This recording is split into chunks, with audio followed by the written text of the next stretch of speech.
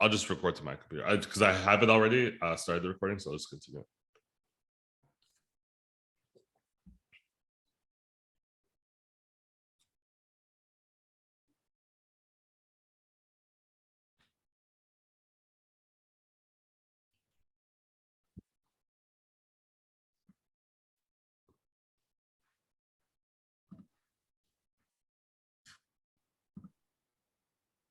Hey, morning, good afternoon, good evening for some of you. Really appreciate everyone being here on time. Everyone, I know Black professionals sometimes run on Caribbean time. I know I do a lot of the time. So it's great that you're here right at 9 a.m. Eastern Standard Time. Thank you for all the amazing attendees. I see so many of people that I know, Janisha, Melanie, so many professionals that I know and love. I would love for you to put in the chat where you're from, where you tuning in from right now, and maybe a funny April Fool's joke that you paid on somebody. But oh yeah, Melanie, you're traveling the world now. We have to catch up. I didn't know that you were traveling the world training law enforcement. That's awesome. Mauritius, that is amazing. Lourdes, it's so good to see you here. Oh, we have people from Barbados. My mom's a Bayesian, so that's awesome to see. Barbados and on time. I love it. So you guys know Bayesian time runs deep, right? Bayesians will show up here all an hour and a half in asking what happened. So that's awesome. Canada, love my Canadians. Kenya, I think we have a strong influence from Due Diligence Advisory Africa in Kenya as well as other places. So that's awesome. I am going to be brief. First of all, I just want to thank everyone. This is the first session. This actually started out as me and actually Dennis were just planning to do an extra session for Due Diligence Advisory Africa, who's been a great partner of Airdrop for some of our chain analysis training. And we're like, oh, I wonder if we open it up to more people. And it's funny, as soon as I announced the partnership, Judy had reached out to me and asked if there's any way she could participate. So I was like, okay, we can add 1 or 2 more speakers. And then we just decided 2 weeks ago, why don't we just open this up to everybody? So it's so amazing to see everybody kind of join us and all the amazing speakers. And we'll get to introduce each and every speaker before each session. And then just have a short presentation, not even really a presentation, just really want to go through one point for everybody with our first session. I just want everyone to ask themselves this question as we go forward is like, do Black professionals support each other? And I know it seems like a no-brainer, but one thing I've realized in my career is that a lot of the support I have been receiving from people putting me on, connecting me with the right people in the industry haven't actually been from Black professionals. And I think when I ask this question to a lot of Black professionals, they say the same thing. So I think we want to keep this in the back of our mind as we go throughout this presentation. What can we do to support our brothers and sisters? What can we do to support the people that are supporting us, including our allies that aren't Black professionals? And I think if that resonates throughout this whole conversation today, that will immensely help opportunities for all of us. So start looking around, and I didn't make this a webinar because I like it to be a little bit more interactive. I really want you to be able to participate with people. And then after this, we will be having a networking event at a later date where we can kind of network with some of the amazing speakers that we have here and more. And this is just a brief, quick agenda. Judy, who is doing her first presentation, is going to start us off. And then we have Emma Todd. She's about Capitol Hill, Necker Island with some of the, rubbing elbows and shoulders with some of the greats in the industry. Ashley Wright's going to tell us about a little bit of her initiatives. And then we have Empowering Black Professionals with Dennis and Adila. It's so great to have them both here. Great professionals that come highly recommended. And then we have my man, Pierre, who's going to show us how to be a little bit more like Pierre, bold and confident. And then one of the favorite panels I have is both public sector and private sector individuals with Haleji, Joseph, and Olalekin. We're really going to talk about their career both on both sides of the sector. So public, private sectors, what they've learned, what experiences they've had. And then Adebayo, who's been, one of the most, I think, best at doing complex investigation, is going to tell us a little bit of the cultural perspective. And then Makir, who's a content great and who just transitioned into crypto at one of the largest or the largest cryptocurrency exchanges in the world, is going to actually tell us a little bit about trading and about his journey into crypto. The theme of this is going to be, and then we'll do a couple giveaways. I don't want to show any giveaways now. We'll do a couple giveaways at the end. But really, the theme today is about short, impactful, and empowerment. We want to grasp the unique stories and some of those tips and strategies that professionals can help us with. And then obviously you all know Ash. She's helped me with every project that we've done at Airdrop. Really nothing could be done without Ash. This couldn't be done in all the other amazing training that we do, presentations. So thank you, Ash, who is the host. So if you need anything, reach out to Ash in the comments or in the chat, and she'll be there to help you. And then I'm gonna turn this right over to Judy. I'm going to do very little talking. That is my goal today, is to do very little talking. So Judy, take us away. Thank you, Stephen, for the introduction. I'm happy to be here, and I want to appreciate everybody who has joined us today. And as Stephen has said, we want this session to be interactive and to be very impactful for everybody. And for everybody who has joined, make sure you leave here with something. It could be a smile from somebody else's face. It could be an addition to what you're supposed to do with the job. Just make sure you get something out of this. So I will start my presentation, and I'm going to talk a little bit about how I started my career in crypto compliance, and a little bit of how I stepped into the crypto compliance. So if you have any questions, by the way, just feel free to ask. Feel free to interact with me. I am happy, and I'm asking for friendly questions, please. Don't make them too complicated, just make them very friendly. So here we go. Running quickly through the agenda for today. As I mentioned earlier, I'm going to talk about how I stepped into the crypto role, and then talk a little bit about how to do the crypto investigations, and then talk a little, just a slight go through about the future of crypto compliance. So stepping into crypto role, actually what I did was, this one time I was in a meeting, a one-on-one meeting with my manager, and I actually asked, so the first thing I did, it was a simple ask. I asked my manager, I noticed we have a crypto department, and I want to move from the fiat investigation to the crypto investigation. So that courage to ask, you just talk to your manager. And then I knew I had the passion. I always had the passion for investigation. So that passion for investigation was also something that I had on me, and I knew I could transfer that from my investigation fiat and then to crypto investigation. Then I had to search and look what are the kind of the certifications that I need to give me the ground to break into this role. So and the thing about certifications and what I've come to realize from my own personal experience, there are so many certifications out there. Some are very complex. So I wanted something that is going to meet my needs at that time. So at that time, Chainalysis Reactor and Chainalysis KYT were the best fit for me. So I did the Chainalysis KYT and I did the Chainalysis Reactor, and they were like 2 months apart from each other. And if anyone who has done Chainalysis KYT, they will tell you that that certification is no joke. That is the most crucial certification you can ever do. But I'm glad I was able to do them both, and they gave me the ground that I needed to break and to be comfortable when I'm stepping into the role. Another thing I did was actually reaching out to people on LinkedIn and searching for information and kind of networking. And I was going through LinkedIn, and I came across Stephen's contact. And the thing I like about his content is there's a way he breaks it down. Like if it's a content, if it's a topic, there's a way he's going to break it down so it can be relatable and understandable, even for anyone who's not in crypto. So kudos to that, Stephen. You're actually one of the people who made me understand crypto more better.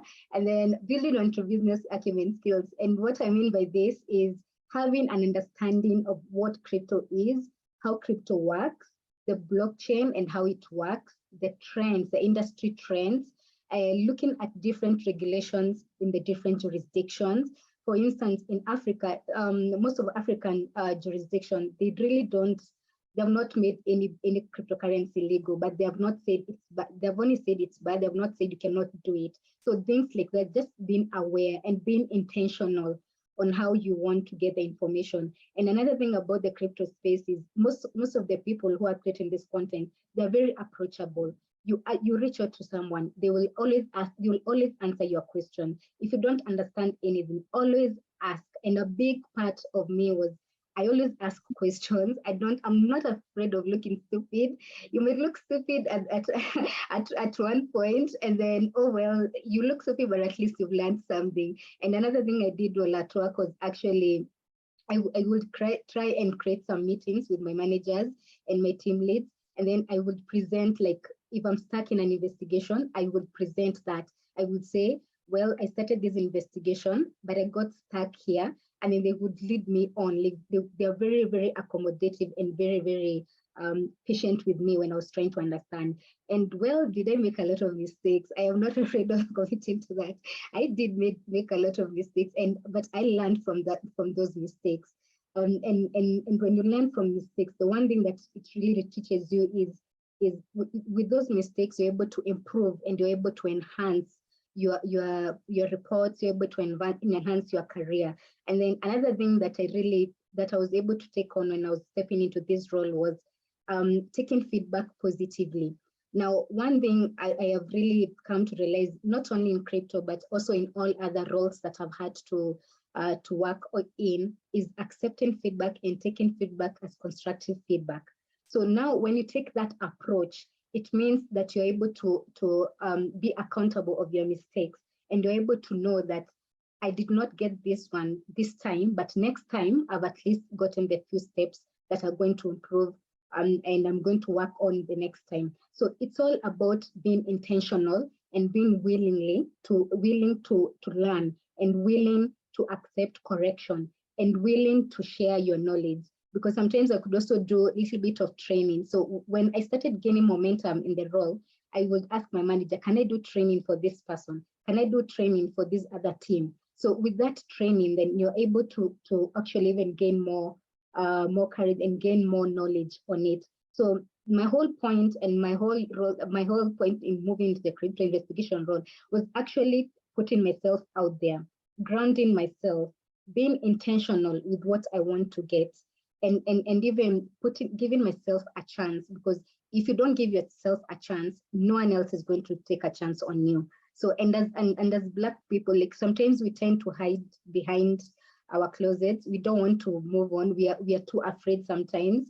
But being afraid will never get you anywhere. You have to give yourself the chance to move, to get out there, to get out of your comfort zone.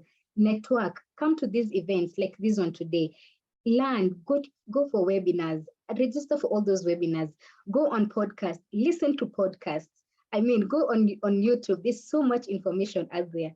Look at documentaries about Bitcoin. Look at documentaries about blockchain.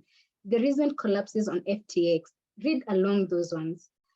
Go to websites like Chainalysis, CoinDesk, Cointelegraph, like all those things. Just go, read, and read. Ask. Attend. I couldn't emphasize more. Like those are the main things that I was able to do, and that made me able to be comfortable in the role.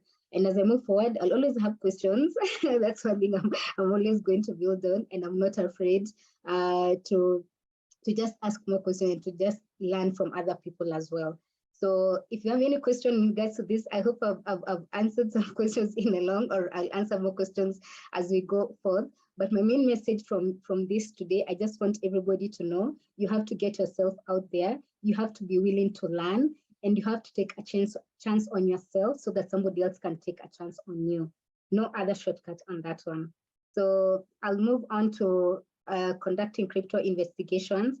So once I stepped into the role and I gained the certification that I needed to venture into this crypto role, I was able now to start doing investigation.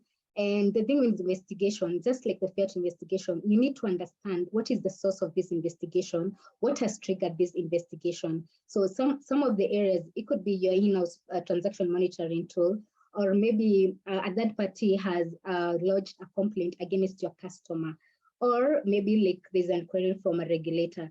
So you need to actually identify what is the source of this investigation, why has this been flagged, or why has it flagged, or why has it come as an alert. So you need to understand, and you need first of all to verify that. Then secondly, you need to identify what type of transaction is this that I'm going to investigate. In this, I mean, Is it an on-ramp transaction? Is it an off-chain transaction? Is it an on-chain transaction? So on-ramp in terms of if it's fiat, which has been changed to cryptocurrency, or cryptocurrency, which has been changed to fiat. And the whole point of trying to identify this type of transaction is to get to know what is the source of funds or what is the destination of funds. In most cases, for the money laundering investigation, you always tend to focus on what is the source of funds. Well, say, for example, in a terrorist financing investigation, you want to identify what is the destination of funds. So similarly, in a crypto investigation, you need to understand this transaction that has triggered, what is the source or what is the type of this transaction that I want to investigate. And then once you identify the type of transaction that you want to investigate, then say, for example, it's fiat which has been converted to cryptocurrency, say Bitcoin value. So there's an address associated with that Bitcoin value. So you want to take that address, you want to screen it, and you want to find the risk attribution with that address. So, and the screening here, you can use either the publicly available explorers such as blockchain.com, either scan.com or tronscan.com. So you want to take that address, you want to use either of the available explorers, or you can use a private owned blockchain tool such as Chainalysis, TRM, or CipherTrace. It all depends with which type of tool that is available to you at the point of investigation, or the type of tool that your organization is using. But the whole point of screening is try to understand or try to identify the risk category or the risk attribution. Now, as you screen that address, other than the risk category, you want to identify the transaction values and the transaction amounts and the transaction patterns that are attributed to this address. So for instance, you've gotten a Bitcoin address, you've screened it, and then you've found, say, so in this case, I will use Chainalysis because that is what I'm familiar with. That is the kind of software that I'm familiar with. So I will take this, most of you who are familiar with Chainalysis, I know you're familiar with Reactor. So I will check the Bitcoin address. I will put it on Reactor. It will give me once I click on a search, it will give me the details of the address. So it will show me the number of transactions, it will show me the amount, and it will show me the exposure and the service that is under. So for example, that address is under Binance, that's an exchange. Or for example, if that address is under high risk exchange, or if that address is associated with a sanctioned entity or something like that. So it will give you those results. So once you screen that address, those are some of the things that you need to look out for. The number of transactions, the value of Bitcoin, the exposure, whether it's direct exposure or indirect exposure. You also want to check whether that address has been associated with any open source intelligence information or any negative mention or any other information that can be helpful for you when you're doing the investigation. You also want to look at the transaction amount, as I mentioned earlier. And in this sense, in terms of the travel rule, because there's a travel rule threshold. But now different jurisdictions have different travel rule thresholds.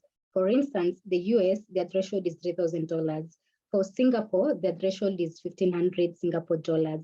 And for South Africa, it's 25,000 Rand. So you need to identify all those things and you need to be familiar with that. And then you also need to look at this address that you're investigating, who are maybe the top 5 people the top 5 other addresses that they're interacting with, or the top 5 other addresses that they're sending to or receiving from. And then you need to look at the exposure and the risk category of those other addresses.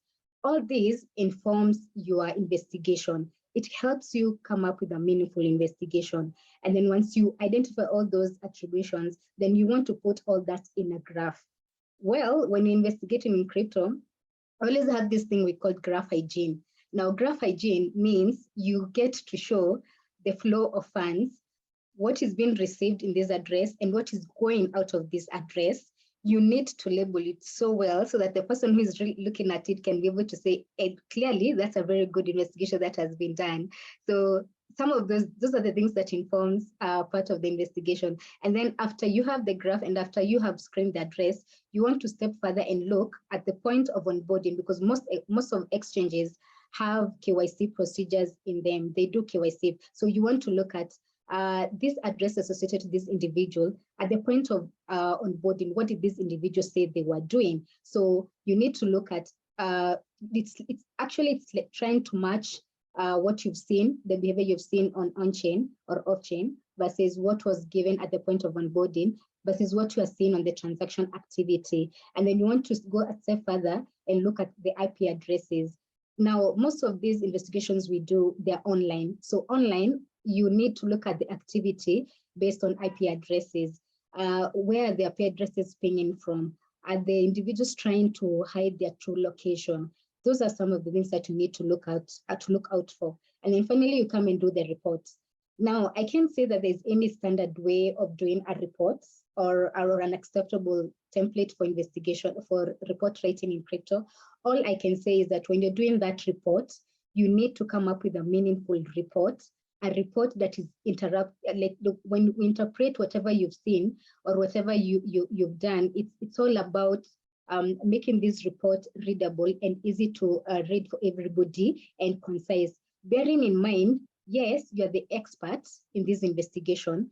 You own this investigation. You've given this story, but if you give this story in very complex wording, no one will understand the concept of your investigation. So you need to put these reports in a very nice you put it in a very nice way so that it can be able to be understood by anybody who is not even in crypto. So when you collect all that information, you make it readable. You make recommendations. Now, when you're making this recommendation based off your organization, you're making these recommendations so that your management can be able to come up with better internal controls, or your management can better, when they're reporting even to the risk committee, they can be able to say, look, we have this category written gambling, but now most of our users are doing gambling. Are we willing to take this risk with us? So, and it's from this report that you're doing that the management can be able to get interpretation that indeed our risk appetite or our risk assessment should get up to this point. So as an investigator, you own the investigation, you own the story, you want it to be understood. So you have to make sure that whatever investigation you're doing is meaningful, whatever information you're putting out there is understood by anybody who is not even within the crypto industry. So if you have any question regarding carrying out crypto investigations, let me know before I go on to the next presentation, the next session. Any questions up to there? I think you're good. I think we'll get the questions in at the end. All right. So perfect job. Moving forward, I'm going to talk a little bit about the future of crypto compliance. And I'm going to draw on to what happened actually with FTX. I believe FTX is going to be a very major case study for us people in the investigation, especially crypto. It has showed us where we need to work as everybody in the crypto space. And one of the major areas that I'd like maybe regulations, and I hope regulations are going to work around this, is more on customer protection and the deposit protection of the customers. So if at all an exchange collapses or a platform collapses, we need more regulations where it's going to say, yes, it has collapsed, but the customers can be able to get a bunch of their withdrawals or a bunch of their funds back. And then another thing, it's hacking. So hacking, it's more of cybersecurity kind of thing. So putting more controls for the exchanges and putting more regulations around how to regulate that as well. Maybe it's another thing that can be discussed further. And then moving on to other, say, tokens and assets, NFTs and stablecoins and self-custodial wallets. So for instance, FATF, sometimes back it gave recommendations on self-custodial wallets, and they were saying if at all you're going to be dealing, if at all a customer, say for example, I'm Judy, I'm with Binance, and then I, Judy, receive, as a Binance customer, I receive funds from a self-custodial wallet, then I'm supposed to give the information and say, I know this person or something like that. So it's all coming back to more regulations, not inhibiting innovation, but more of how these new technologies are going to be regulated in a friendly way as opposed to enforcing. So when you enforce something before you understand how it's regulated, it's going to mess everybody up and it's going to mess the whole crypto ecosystem. And then another thing that I think that is going to make a wonderful discussion around across crypto ecosystem is on governance, risk, and compliance. Now, going back to FTX, there wasn't a proper governance culture, if I would say that, and there was a lot of concentration control on one person. So how do we come up with regulations, or how do we come up with proper internal controls that says, if you are the owner of this exchange, then you're supposed to give other people, or you're supposed to share out duties. You're not supposed to be making all the decision all by yourself. And then looking at risk assessment as well. Crypto has a lot of risk in it, volatility. So, and technologies are coming up on say, for example, like I was saying, NFTs, there's a lot of technology behind it because it uses smart contracts. So when you're looking at the risk assessment, how do you contain the risk assessment of smart contracts? How do you do that? So those are some of the things within the GRC. Well, within environmental, social, and governance, you want to look at, for example, crypto mining. There's a lot of energy that comes into it. There's a lot of energy that is used on it. So how do we make crypto mining more sustainable? So for example, Ethereum, they moved from proof of work to proof of stake. Yeah. So, in that way, they were trying to make it more sustainable. And then looking at the social element of ESG, when, say, like for example, when people lose money, how do we take care of them? Like, how do we make sure that the society is accountable for all those decisions, and for being like the social well-being of everybody who is involved in crypto, the investors, the exchanges, overall everybody. And then again, looking at data protection. Basically for data protection, when the travel rules comes into effective in different jurisdiction, it means then exchanges will be sharing information amongst themselves. So how do we protect that information? When you're sharing that information from exchange A to exchange B, how do you make sure that you put internal controls or systems that are going to protect the customer's information from being hacked or from being misused? Again, regulations around that, compliance measures around that as well. And finally, when you're coming to crypto training, there's going to be a lot of training that is going to be focused on people getting and acquiring the knowledge that they need to be able to be comfortable even carrying out these investigations. So you need to have a more bigger approach, a more general approach towards how to do crypto investigation. So you need to acquire that knowledge. So how do we move from product-based certifications to more generalized based certifications that are talking about crypto, and then they're talking about risk assessment within crypto. They're talking about emerging technologies that affect how crypto is done, and about blockchain, all that. So we need those certifications. We need more forums like these ones where more experts can come and talk to us from different angles, from how NFT investigation is done, from how stablecoin investigation is done, how self-custody, all these things. We need that training. And it's only from events like this one, only from more certifications like the ones I've just put here that are going to help us going forward and in the future as well. So if you have any questions, I think I've come to the end. So if you have any questions, you can ask me. I'm happy to answer as many questions as I can. Thank you. First of all, that was amazing. Judy, you're like right up there, because I put you first, which is always scary to put the person first that's never done a presentation. And wow, that was absolutely, I think the comments resonate. That was absolutely flawless, and it was so engaging. And it's just great to hear your story, to be quite honest. And it's even better when I see the people that have worked with you just say how much they love working with you, because I've interviewed some of those people are on the call, and they just said how much they enjoy working with you. So that is absolutely amazing.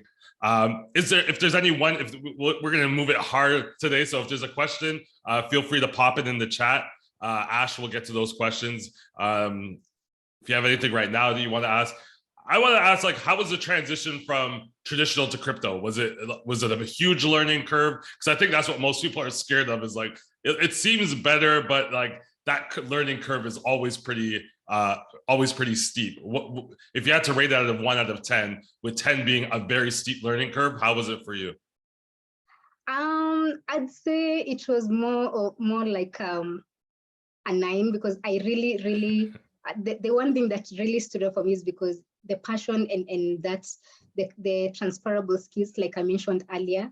it's not that a big hurdle, but when you have a supportive team and when you have the willingness, because it's all about the willingness. So I had the willingness to research and I had the willingness to put myself out there. So once you have that willingness, it's more like a push. You have to push yourself. You have to ask questions.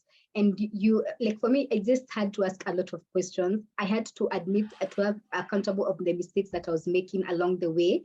So it's going back to an individual. You can be told all this advice, but if you're not, as an individual, if you're not ready to do it, then there's nothing that is going to happen. It's not a big transition. It's just having that courage just to make that first step. That's what I'd say. I love it. It's a mindset game, right? You're not going to do it. We could tell you exactly what to do. You're not going to do it unless you have the right mindset. Thank you so much. Hopefully, if you agree, we'll share your presentation along with the recording. We're going to quickly stop share. We're going to go jump right into it and speak to our next guest. Everyone give a round of applause to Judy. Go follow her on LinkedIn. Because when she blows up, she ain't gonna have time to talk to everyone when her inbox is full. And so go talk to her now. Ash is putting in the LinkedIn right there. Judy, such an amazing. I don't think I could say how well that was. And just for everyone to remember, Judy was the first, before there was even a conference or a presentation, Judy reached out to me as soon as I said that we were partnering with Black professionals. And the first thing she said is, how can I help? I am willing to help. And I think that is so important. And that just shows you how courageous she is. She wasn't doing this to be on stage. There wasn't a speaking engagement. She just wanted to help other Black professionals in the industry. And there's a lot of people that are going to be mentioning on this call today when we get to their presentations. But I'd love to see that. And now we're going to call the woman of the hour, fresh off of an award that she's going to talk to us about, Emma Todd. Let me see here. Hey, Emma. And I think Ash can spotlight us both now. I don't know if I can do it from my controls, but let me see here. Ash, you can let me know if you could spotlight us both, and then we're just going to jump right into it.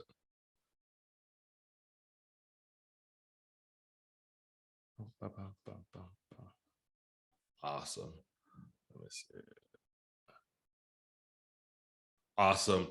Emma, first of all, I met you like probably 2016. You were the only person throwing events in crypto. There's been a lot of companies that were sponsoring those events back then that are no longer there. But you are here and you're actually thriving more than ever, almost 8 years later. And you could have been in it before I even met you. But tell us a little bit about yourself and a little bit about yourself, how you started and how you were able to navigate and pivot and get to where you are. And then we'll start jumping into all your amazing accomplishments. Okay, first of all, good morning, Stephen. I want you to know only for a select few people, maybe 5 in this space, would I get up this early, because I'm not a morning person. I'm currently in the Caribbean, and so I'm actually an hour behind.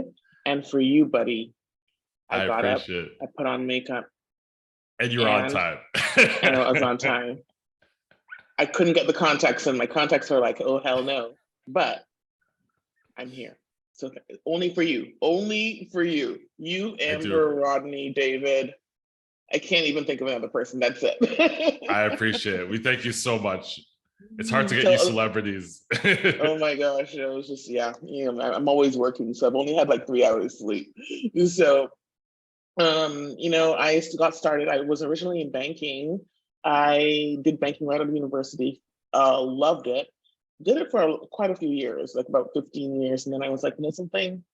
There's got to be something a little bit more interesting, a little bit more juicy, because you guys know, no matter what you do or no matter what companies you go to, at the end of the day, you're doing the same thing. So I worked at a lot of the larger banks. I worked at Bank of America, JP Morgan Chase. I ran their balance transfer department. I worked at RBC, CIBC. I worked at all the big ones.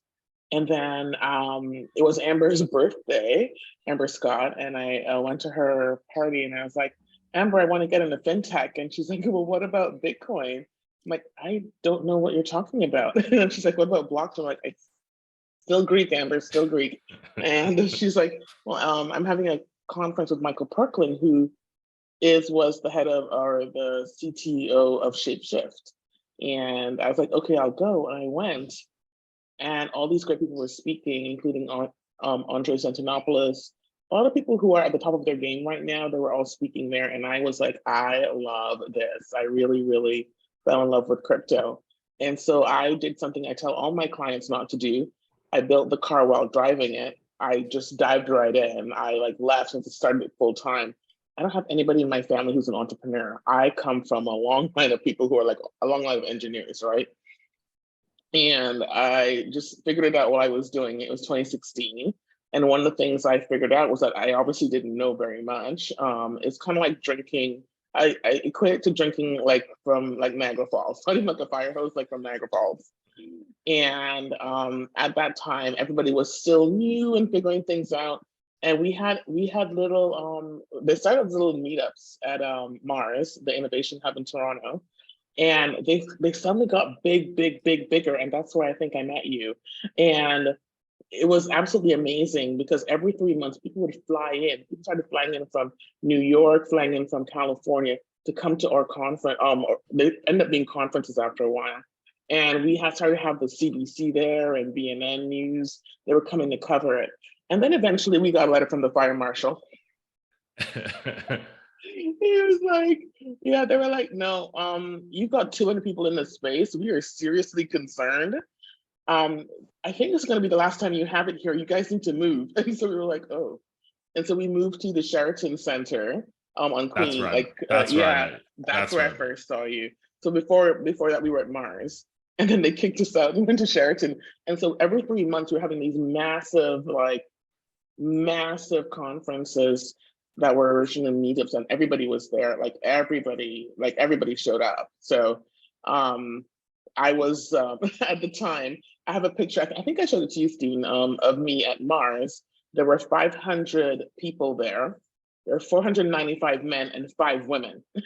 And I was like the only Black person there. I was the only Black person, man or woman. And so it was me, Eliana Oris Valiente, Tracy Leparulo,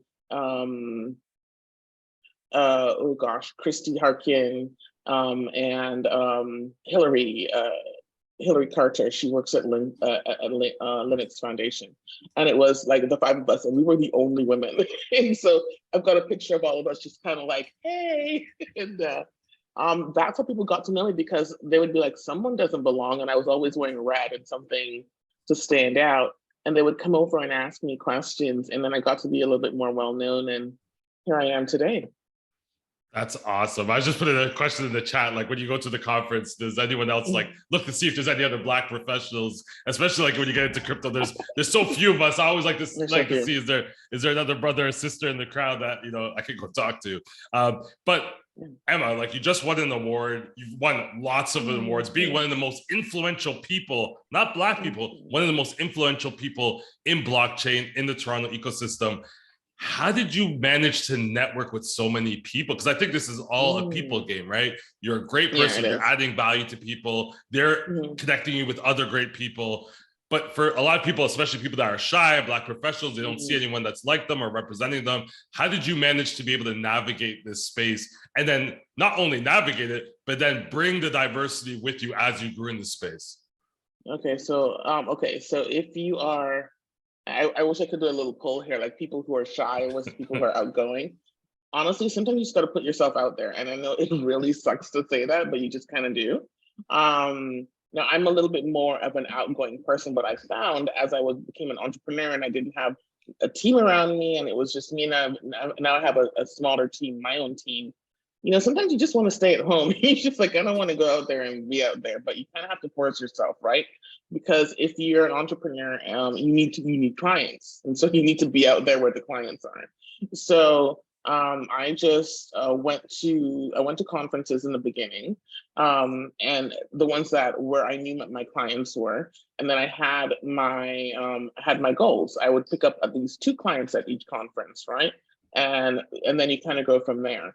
And so what you really kind of need to do is figure out, and this is very, very important, and I tell people this, and now I have a slightly different metric for when I go to conferences. Figure out what you want before you go to these conferences. Look at the list of conferences. Look at which ones can help you. Go to meetups if you can. Go to events such like this. Network with people. go out there and say hello, things like that. And, you kind of have to just sort of force yourself to do this. Now, my metric is a little bit different because in the beginning, there were like only a handful of conferences. And I mean, guys, there were like maybe 5 conferences a year in 2016 that were worth going to. Now they're like, good Lord, 5 conferences every week. It's kind of like crazy. So I have a rule. My rule now is I only go to conferences where I speak. I am just way too busy, and you can get really sidetracked. And quite frankly, if you're building a business, you have to really make sure that your time is money, guys. And that's one thing I've really learned. Your time is money. So you really want to make sure you're going where you can be impactful, and and really make sure you're going to get good bang for your buck. So I would go to the places where I knew my clients were going to be, right? And then something, Stephen, it's you. I'll give you my secrets, man. So, and I also wanted, if I knew what kind of what kind of clients I wanted to get, and so I went to where they were. So that's something I learned from my aunt. She's like, if you want this, you have to go to where they are, right? So if you want the clients who can pay, and that's one thing that you learn as an entrepreneur. Not everybody wants to pay you. Right? Like, I worked this hard, give me my money. I'm shocked. Like, oh, I'm shocked. I've had to find that out the hard way. Right? People want to work with you. They don't always want to pay you. I want to work with you. I just don't want to pay. I'm like, well, it doesn't work that way, right? Or, in the beginning days, they want to give us tokens. I'm like, I can't take tokens to Loblaws. What are you doing? So you learn these things. So then you're like, okay, I want clients that can pay. So you have to go to where the clients that can pay, where are they? And then you kind of make sure that's where you are. So that's one of the things. Also, as an entrepreneur, and we just touched on that, if you're going to have a client, do your due diligence beforehand and make sure that they can pay. Do your research, find out what their reputation is like, because some people are just cheap. You've got those who don't want to pay, and you have those that can't pay. And then you have those that will pay, and you kind of have to chase them a little to get the money. The last 2 are fine. The first 2 you don't want. I want to jump in here and know one thing. You've gone from hosting events, being the prime person. Now you're into a little Bitcoin mining, probably a little bit into the ESG now because Bitcoin mining is going a little bit more environmentally friendly. How does someone pivot? Like, this is similar to someone going from traditional to crypto, right? They feel like they don't understand the different markets. Talk to me a little bit about how you pivoted, and maybe even some of the transferable skills that you took with you that people can start thinking about how they can transition into crypto, or even staying in crypto, but transition into different niche areas like you've been able to do. Okay, so my turn's a little bit, it was more ESG before mining, to be honest. So 2016, when I started doing this, it was tough at the time because a lot of really weird companies, but I persevered. I'm stubborn, and literally the entrepreneurship, I told you this, it's just being stubborn and not knowing when to quit. So I did that from 2016 to 2018, and I remember telling Amber features in a lot of my stories. God, she's awesome. I remember saying to her I wanted to go to the United Nations because everybody around me was getting invited to go, and I wasn't getting invited. And she's like, Emma, I think with the people that you can make it happen. And first of all, I was like, what? Like, how? And I went, oh, she might have a point. And so I then started trying to find out how I could get to the United Nations. And I had a target of asking like 5 people, and I eventually got there. And when I got there, I got invited to an event. It was Nelson Mandela's birthday. It was his 10th birthday. And it was absolutely amazing. I don't know if I ever told you, Stephen, it was amazing. I got there early because, oh my God, the United Nations. And I brought my team with me. I brought my team with me, and okay, this is really funny. There's a little bit of an Easter egg. If you go back and you look through the pictures, you guys ever seen the pictures? I'm sitting there with someone on my team, Dominique, and we brought an apple. We brought an apple to the United Nations, and you're like, why? And we were like, okay, we finally made it. And it was like, how do you like them apples? We're taking pictures all around the United Nations with this apple. Anyway, the things that we were doing. But we got there early that there were kings and queens there from Africa. And I was sitting right behind them, and it was so majestic and so amazing. And I was just absolutely just blown away that I was sitting behind like King of Nigeria, and all these really amazing like kings and queens. And there was a queen there, I've forgotten. All the guys were in love with her because she was absolutely like stunning, and she spoke like several languages, and she knew about blockchain. Everybody's like, oh my God. And then I started listening, after I got over my initial like, oh my God, how can I be here? I started listening to the presentations and realized, oh my God, I know more than these people who are talking. What is happening here? And then I was like, oh my God, I can do such a better job. And so then I started campaigning to, well, get more information to these people via the UN. And that's what I was able to do. And the UN is all about how you can help them with their sustainable development goals. And when you're there, you kind of feel empowered. You feel like, I want to make the world a better place. So in 2018, I started doing that. And I started, but that's probably a story for another day, but I campaigned a lot. I'll just give you the quick highlights. I want to ask, someone's asking, how do you help? How do you ask for help from influential people? Because I think that's something that everyone has a little bit of trickiness with. How do you ask for help without sounding needy or desperate, or without like burning that initial impression because they think that you want something from them? That's a little tough to navigate. Give us a little 3-minute secret on how you navigate that. Okay, so here's what I did. I'm not saying you all should do that. And once again, I'm going to preface this by saying you need to have the personality to do this. This poor man, this poor man. I found out who was the person in charge of the blockchain commission. And I had a meeting with him and he's like, Emma, you sound very impressive, blah, blah, blah. Literally, I had people canvassing New York trying to find this man. And this guy acted like, Emma, I saw him, we're in Central Park. Here's the phone. I'm like, here he is. And so this guy's sitting in Central Park talking to me. And I'm like, da-da-da. He goes, I love what you're saying, but we don't have any space right now on the board for you. And I'm like, okay. And he's like, but I love what you're doing. I'm like, okay, can I just, keep, let you know what I'm doing? Just so to keep you in touch. He goes, yeah, sure, here's my number. That poor man. I texted him, that was in September. I texted him every single Monday. I WhatsApped him every Monday with a list of what I was doing and what I had accomplished for that week. Every Monday for 4 months. September, October, November, December. No, that's not right. 6 months. On February 13th, he was like, hey, Emma, can we have a meeting? And I was on vacation. I know, right? Some say persistence, some say craziness. Hey. Yeah, you have to be a little cringe sometimes, right? A little cringe sometimes.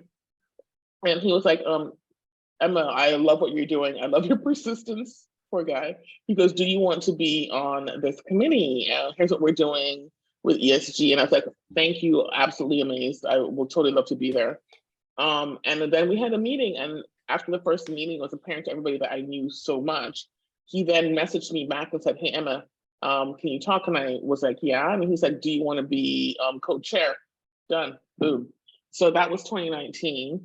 And then, see, you guys are here now. I don't know how long you guys have been in blockchain, but in the early days, like our families thought we were crazy. They thought we were absolutely nuts. And so when I said to my family, hey, I'm going to be at the UN, they were like, what? And then I said, and I'm doing XYZ, and they're like, what? And then when I came back later and I said, hey, we're actually going to have something at the UN. Do you guys want to come? They were shocked. They were like, yeah. And they all showed up. Well, about 8 of them showed up, and it was really, really good. So that was just like determination, hard work, knowing your stuff, and being at the right place at the right time. I think you have to stand out, right? Like you stood out. Yeah. I think that's very important. I think you stand out. I think you strategically wear certain color dresses. I do. At events, you have the hair. I think you have the kind of brand anchor to stand out. And I think once you stand out, but also like if somebody's messaging this person once a week, every Monday, they're not doing anything. That's when it's annoying. That's when it's cringe. But you have to actually put in the work and having a list of achievements to provide this person. Last question before we go on. And someone asked a really great one, and I'm going to lose it now. Yeah, it was actually going to be one of my questions. You've been through 2 bear markets, maybe even a little bit of 3 in the early days. There was probably a bear market every other month.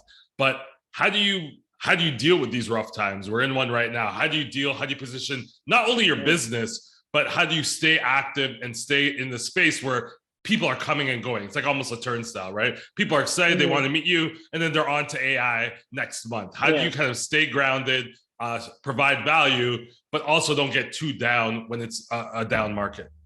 Yeah. Okay. So this is the most important thing anyone can ever tell you. I learned this years ago, and I'm telling you guys this: diversify, diversify. You could, like, I love blockchain with everything in me. I love crypto with everything with me. Diversify. Don't just have all your money coming from one basket. Do a few different things. And I know you're going to be like, oh, what can I think of? Think of something. Think of 2 or 3 things. Because what happened to me, and I'll tell you a quick story. When COVID happened, I was known for having events as well as speaking, right? COVID happened, the government shut down, we're not flying in and out. There are no conferences. I was scheduled to have a conference in New York. It was, dear God, the happening was happening. I literally got the exact date. It was perfect.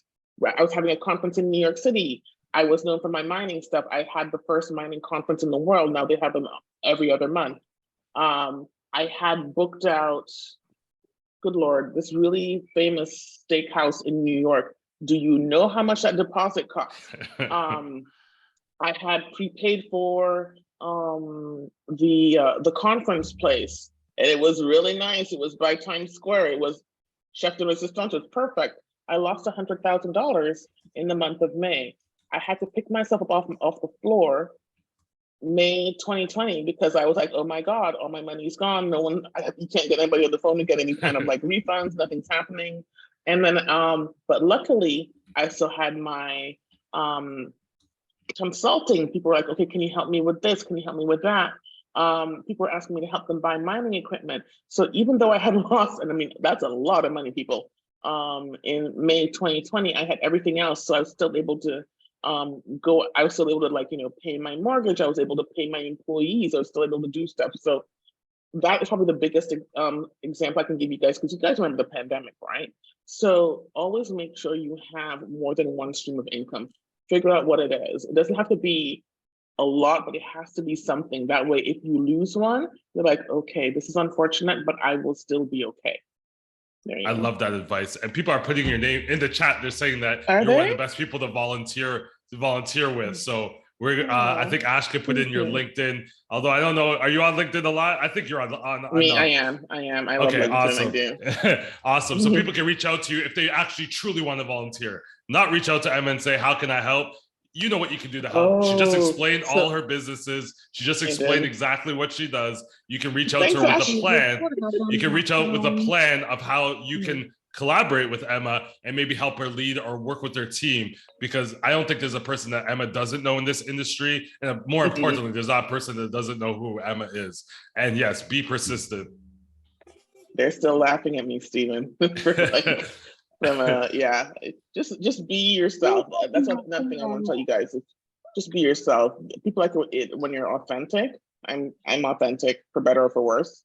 I was speaking to a lady yesterday, and she didn't know. I didn't know about code switching until 2 years ago. I didn't know what it was. Someone had to explain it to me. I've sort of always been myself, for better or for worse. And if you're just yourself, you might not be for everybody, but at least you'll be happy at night and you'll be true to yourself. And that's probably more important than anything else. Awesome. Sorry, we have a little bit of feedback. Someone's off mute, but I think Ash will take care of it. Awesome job. Emma, last thoughts, 1 minute. What would you tell you're just starting out, you know, the day after you meet Amber at the conference? What is something you wish you knew then that has kind of helped you in your career that you can impart to some of the people on the call? Oh, sometimes you have to move really, really quickly. I had to learn that because I came from banking, and I like to stop and ponder things. You know, sometimes you have to move really, really quickly. You might miss out on this opportunity if you don't move quickly. Evaluate everything. For the love of God, don't take coins.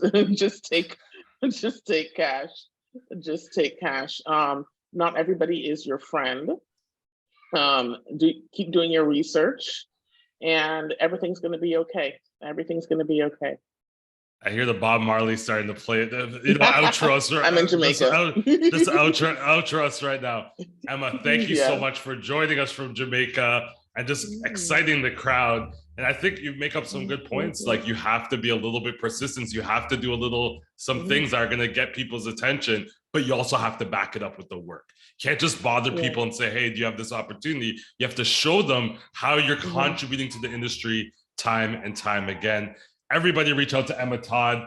Everyone could use help. All these speakers, I think, could use help in some way. They're speakers. They're looking for opportunities. If you see a conference, you're like, hey, there's a whole panel here. There's no women of color. There's no diversity. Emma knows her stuff, whether it's Bitcoin mining, whether it's Bitcoin period. Even I think you could dive back into a little TradFi, a little traditional finance if you had to. But reach out to Emma. Emma, thank you so much for waking up and doing this. And first of all, congratulations on all your achievements.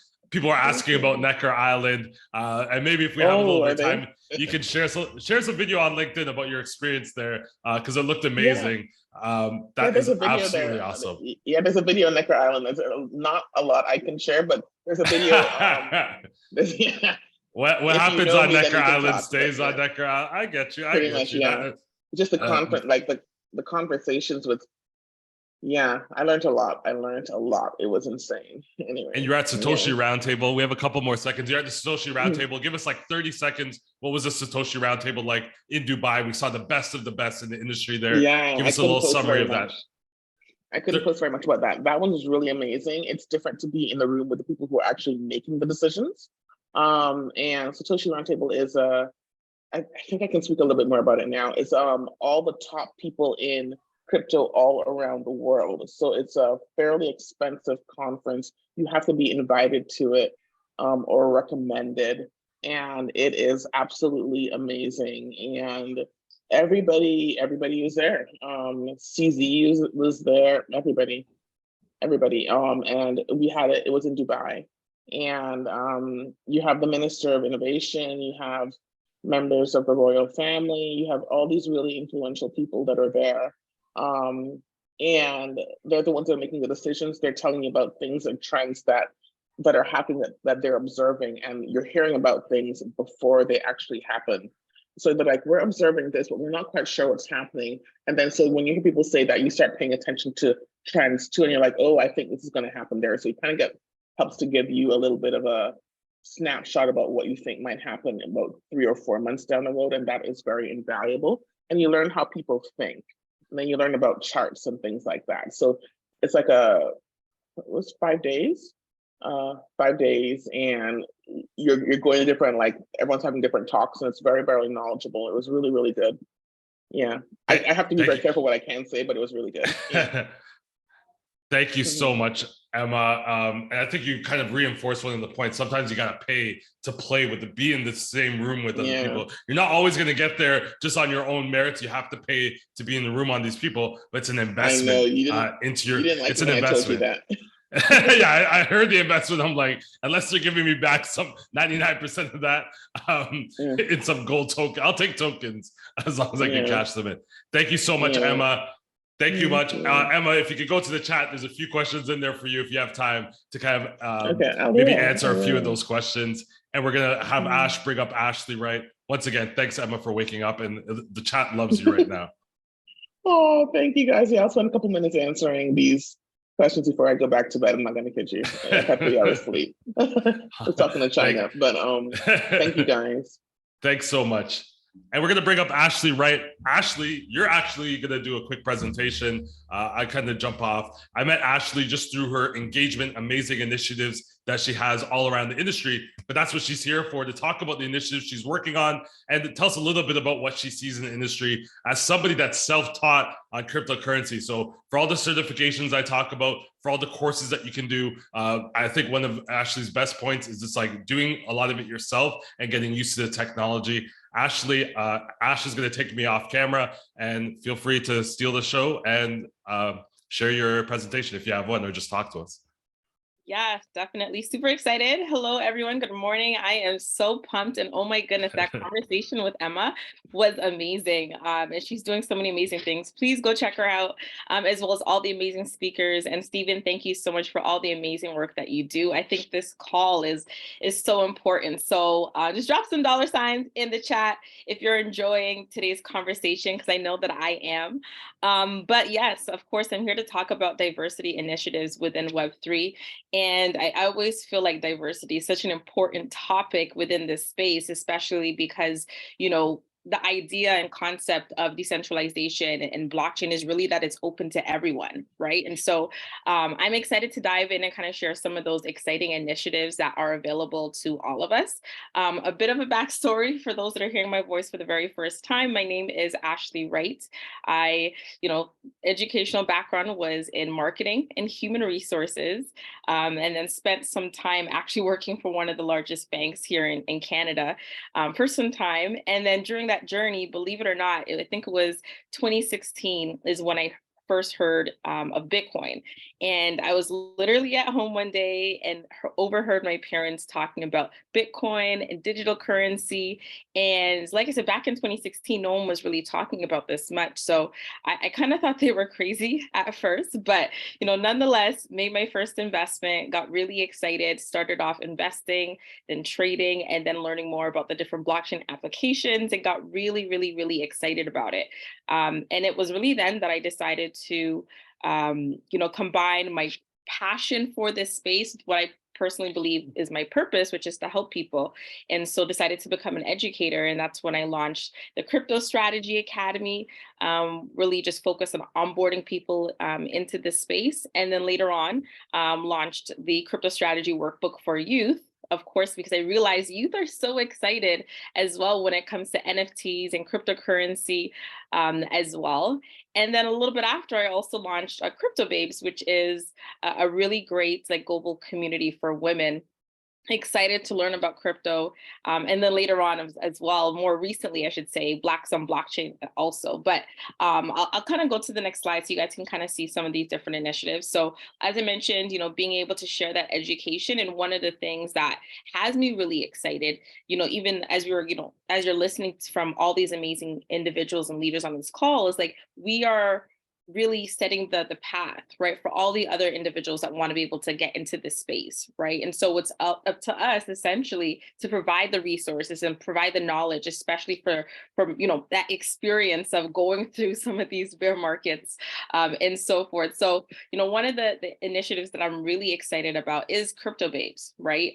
This is, like I said, a community really focused and geared towards women. And I always like to put an emphasis on women of color as well, because like I said, it's really about diversifying. And so we host different events all throughout North America. We actually just started our monthly meetups that are happening here in Toronto, as well as in San Francisco as well, which is really exciting. And so essentially we are providing a lot of education, resources, networking opportunities for women that are looking to get into the space, or maybe if you're already in the space and you want to be able to get a role within Web3, or if you want to be connected to funding or mentorship opportunities. And so that's a lot of what we do. And of course, even though we are launching these monthly meetups in these 2 cities, we are looking to expand, but we're doing some amazing work. So if you are, interested in being able to participate, the link is there as well to be able to check out some of our upcoming meetups.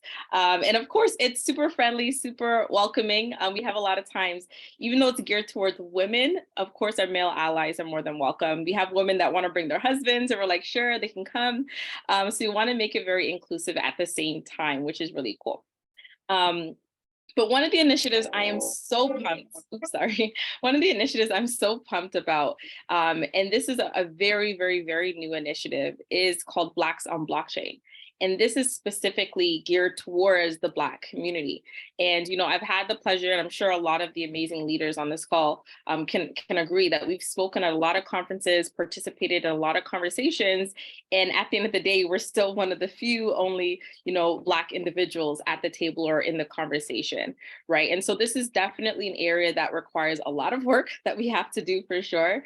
But it's definitely something that I'm really, really passionate about. So launching this amazing initiative called Blacks on Blockchain. We're actually going to be hosting our first 2 events this year here in Toronto. One's going to be in June around the Collision Conference. And then we're also doing another one in August around the same time as the Blockchain Futurist Conference that's happening. But the goal for this is to really onboard the Black community into Web3, right? Regardless of if they've heard about Bitcoin already or not, The goal is to get them in, learn the technology, learn the opportunities, right? Especially if you're an existing business owner or, looking to start a business in this space, like what are the business opportunities so that we can create more Black founders, more Black developers, right? More Black investors, right, in this industry, and really be able to make sure that we're at the front of it and we're not getting left behind when it comes to this wealth transfer, as well as this, shift in technology as well. So this is super exciting. We haven't launched registration just yet, but if you are interested in being a part of this initiative, feel free to scan. You'll, of course, get updates about any exciting events that we're doing across North America as well. But yeah, it is something I'm really excited about, and excited to be partnering as well with Stephen and all the work that he's doing in this space also. So yeah, those are some of the key initiatives that are happening in the space that I'm really excited about. And I'm so happy to be a part of this amazing call today. So look forward to connecting with all of you and hope to see you there. Thank you so much, Stephen. Thank you. First of all, that scan thing was pretty cool. I've never seen anyone actually do it, and it works beautifully, and it takes you right to the website. So you're definitely bringing your marketing chops. I just love to talk to you for if you want to stop share, I can actually just feature you here and just say, how did you navigate this space? It's especially for yourself. You're self-taught. You may not come with the experience that many others have, but you can prove that you know how to do this because you've actually gone. We've seen a lot of people talk about the metaverse and talk about all these things. They've never actually been there. Where you're coming from the other side is you've actually played with the technology. For all those that are on the call, they're like, hey, I want to know more, but they think they just need to spend money on a certification. Tell us about your self-taught approach and what people can do for absolutely free to get the same amount of knowledge that some of the professionals in the space have. Yeah, really great question. I guess a lot of my journey and in terms of how I was able to learn was really just pushing myself to be in those in the right environment where people around me are in the space and they know more than me, right? So whether it's going to different meetings or conferences or meetups, and then also staying up to date with different newsletters to stay on top of all the different announcements and changes that are happening in the industry and the trends, because it's always different trends all the time. And then the other piece too is mentorship, right? Being able to find people that are in the space that have been in it for quite a bit of time and that have the experience. So fortunately, I've been able to have a few mentors, found them actually online and on LinkedIn too, by the way. LinkedIn has been really awesome in regards to finding mentorship, but those are the ways that I've been able to really learn a lot. Of course, there's a lot of great courses and programs as well. The only thing I would say when it comes to the learning piece for sure is just being careful of who you're listening to, because unfortunately everybody's a educator within this space. And so, on social media, it's easy to just kind of follow whoever's talking about these topics, but they may not be really they may not really be educated, or a lot of people actually just got into this space within the past year and a half, right? So you really have to make sure that you're not only just looking at what information is available, but you're also researching, who those individuals are or that organization to make sure you're getting credible content as well. Thank you so much, Ashley. First of all, I know how hard it is to throw events, and if they saw the pictures of your event, these events are top notch, and that's tough to do post-COVID, where everything's that much more expensive for venues, and you really bring the communities from each coast, Toronto, East Coast, West Coast in California. Thank you so much for all you do. Ash has done a great job of putting all the links. You got your scan there. People should definitely connect with you, especially if they're in those jurisdictions in the summer, because we all need to be around, as you said, like-minded people and find potential mentors. Thank you so much for doing this literally at the drop of a dime. We really appreciate you. And we're going to go, speaking of mentorship, we're going to go on to our next panel with Dennis and Adila. Adila, who I've actually never met, never actually spoke to, always ready. She was introduced by an actual mutual friend, and she was ready to go. And that's one important thing I think people have to realize is you always have to be ready. You always have to be ready. Thank you so much for joining us. And Dennis, who many of you probably have already met through some of our CCFC and CRC courses, representing Due Diligence Advisory Africa. Why don't we just start off quickly? Dennis, tell us a little, 30 seconds, 45 seconds. Tell us a little bit about yourself and what you do. Awesome. Thanks, Stephen. Hello, everyone. Good morning, good afternoon, good evening from wherever you are streaming this forum from. So my name is Dennis Namuno, and I'm a financial crime compliance specialist. certified by Chainalysis. I lead a team of 55 brilliant and passionate compliance analysts at Diligence Advisory Africa. So you might be asking, who's Diligence Advisory? So basically, we are a consultancy firm based in Kenya, specializing in providing risk and compliance solutions to financial and non-financial institutions, be it fintechs, banks, crypto exchanges, and any other crypto businesses outside there. So we also offer ML trainings, both from traditional ML space and also crypto and blockchain field, in partnership with leading institutions like GCI, Chainalysis, and the International Compliance Association. Our team of experts from Diligence offers outsourced KYC services and has extensive experience in helping our clients manage their risks that are related to money laundering, terrorist financing, corruption, and any other financial crimes that we are all aware of. Awesome. Basically, our belief is that for an effective compliance, it's essential for building trust and maintaining the integrity of the global financial system. So we work closely with our clients to support them develop tailored solutions that meet their specific needs, whether it's implementing robust ML KYC procedures, conducting due diligence for clients, providing trainings and educations on compliance-based practices. Yeah, awesome. thanks. Thank you so much, Dennis, for being here. Adila, one thing I have to say about you is you're excited, like you just bring an energy to you. Like we're posting things in the chat, you're like ready to go, so excited. I think that's an energy most people should be bringing to everything they do. But tell us a little bit about yourself. And it seems like you have a diverse background of experiences working with different companies and also volunteer work for some nonprofits as well. Tell us a little bit about yourself. Thank you, Stephen, for having me here today.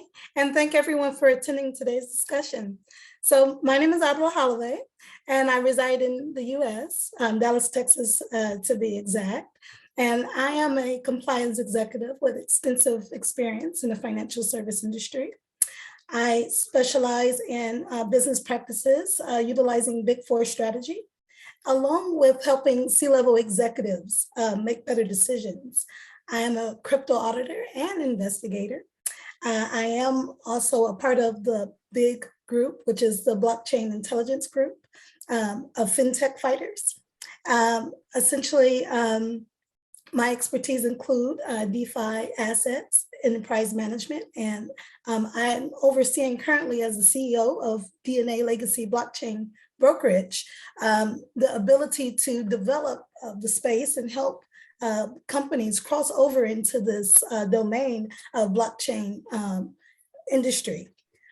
Also, with that being said, I do have a background as being a founding board member and the chair of NACROMP, which is the National Association of Risk and Compliance Management Professionals.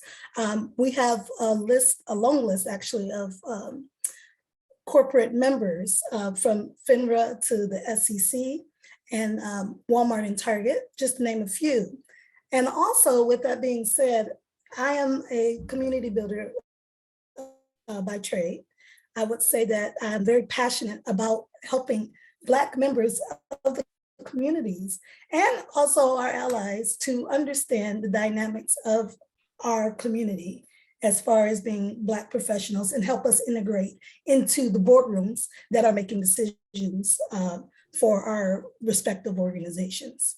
And that's about it. Thank you. I love it. I want to stick there because you said you are the CEO of a crypto brokerage. You know, the industry's taking a huge hit, whether it's crypto related, FTX, Binance is getting hit hard pretty much by the penalties. SEC's starting to say that every token is kind of a security. What are your main priorities right now with your organization running a crypto brokerage? Getting on the ground, getting familiarized with the pain points. And also, a lot of people are very, in the United States, I can speak for, they're very apprehensive about getting into this space.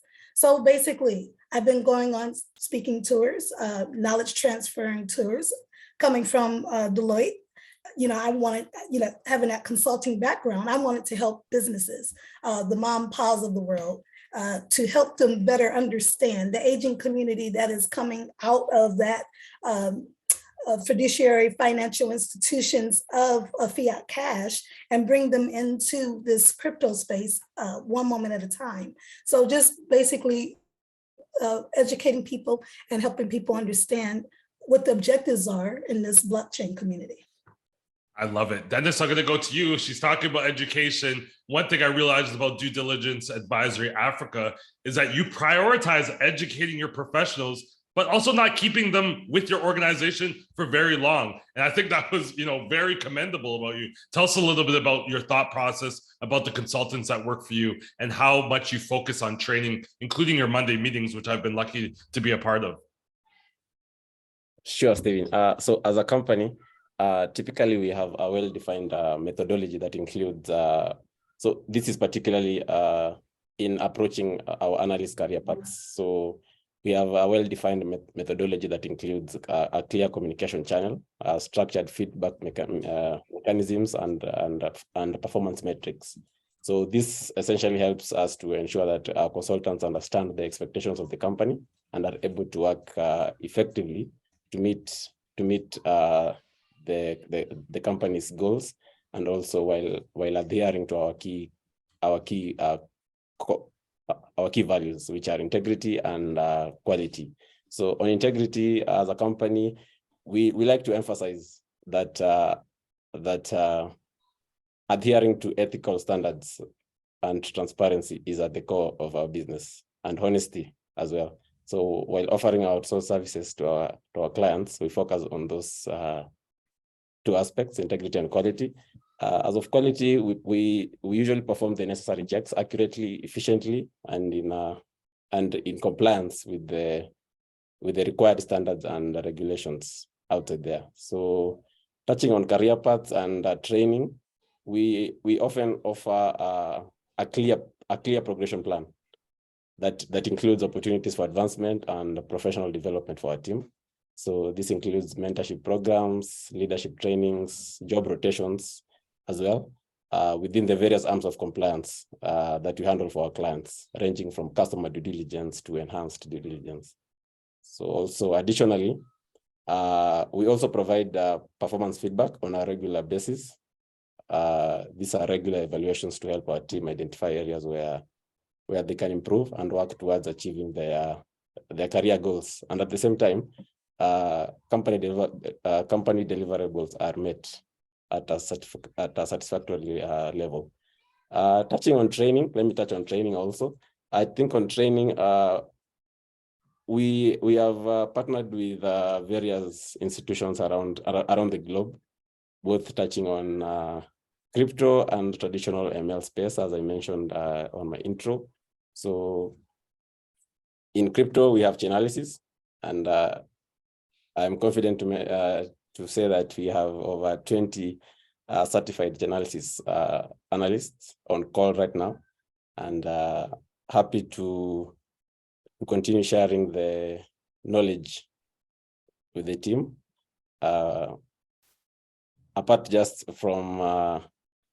Apart from the normal routine of screening names, we as a company, we also want to make the crypto knowledge to become sort of a movement, just as Adila mentioned, that her aim is to act as a bridge between people who are on the traditional space and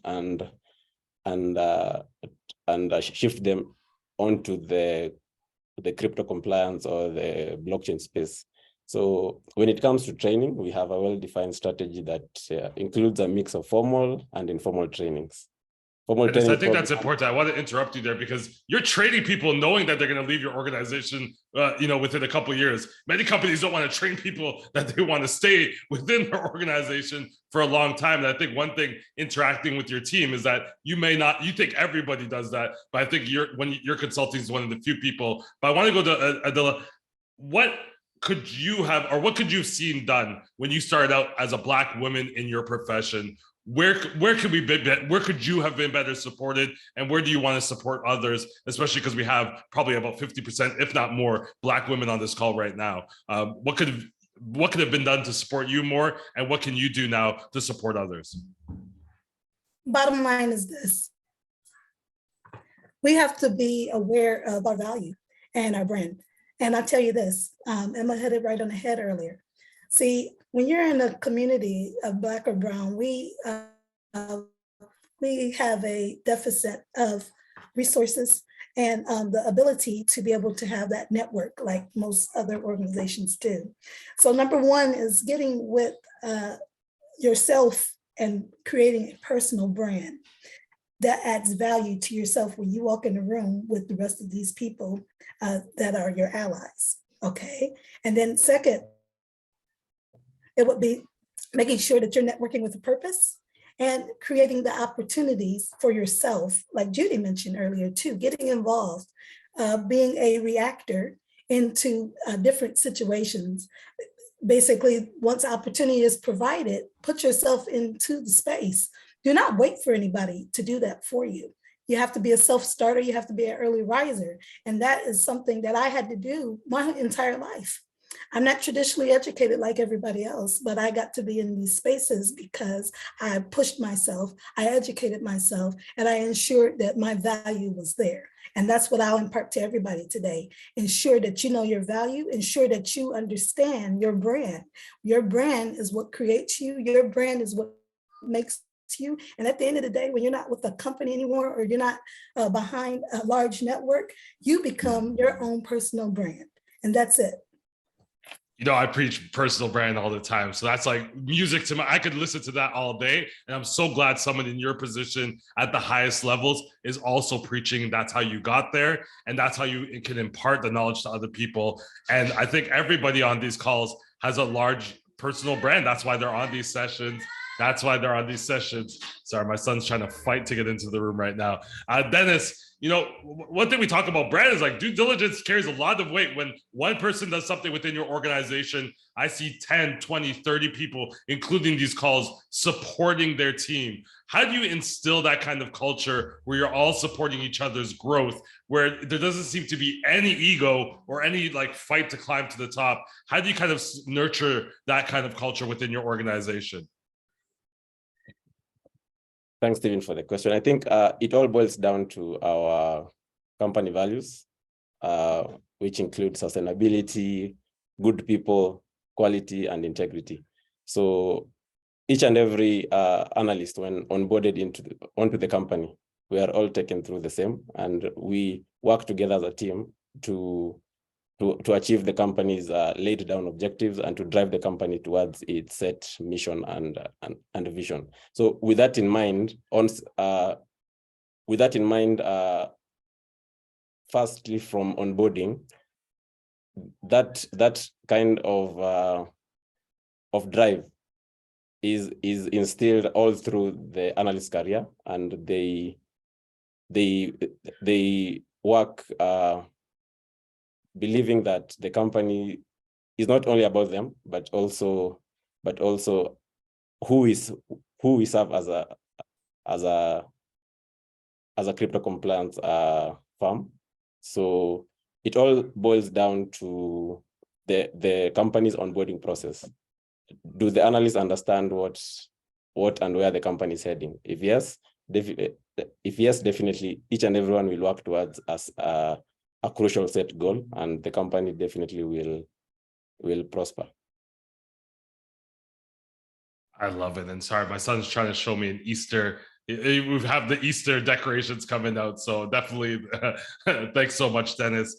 Adela, last thoughts. You know, you have to leave one powerful message for everyone on this call, especially the women on this call, who I feel are empowered and confident right now after the sessions that we've had already and after listening to yourself. And I think you brought up a really great point of, hey, once you leave that company, you're a personal brand. There's no Deloitte that's going to be backing you. There's no, big bank that's going to be backing you. You're on your own. And I think people that have jobs have to remember that building that value in yourself and your own personal brand while you're employed, because we saw massive layoffs What do you say to the people that have been laid off or that are now not maybe struggling to look for work that may not have focused on their personal brand? What can they do now? And leave us with one of your last beautiful thoughts. I would say this quote, one of my favorite quotes, and it puts things in perspective when we are faced with challenges. Limits are like fears, are often an illusion. And that's Michael Jordan, one of the best basketball players, golfers. He's done everything. I'm going to tell you, it is so important for us not to limit ourselves with challenges. It is so important not to forget our authenticity, such as making sure that you embody your value, your thought leadership, and find your niche in that before you go to those networks. Because I can assure you, the networks, sometimes they're cold, sometimes they're a little dry, but if you go into that network and you're already coming with this enrichment of value and your niche and your thought leadership, you already know what you're thinking when you walk in the room, then the attention will magnetize to you when you walk in. Eyes will be on you, I promise. So this is what I would impart to everybody. Focus on branding yourself. When you're in a company, it's great to work for the company. It's great to make those 6 figures. But what's even better is when you can do that for yourself. And that's all I'm going to say.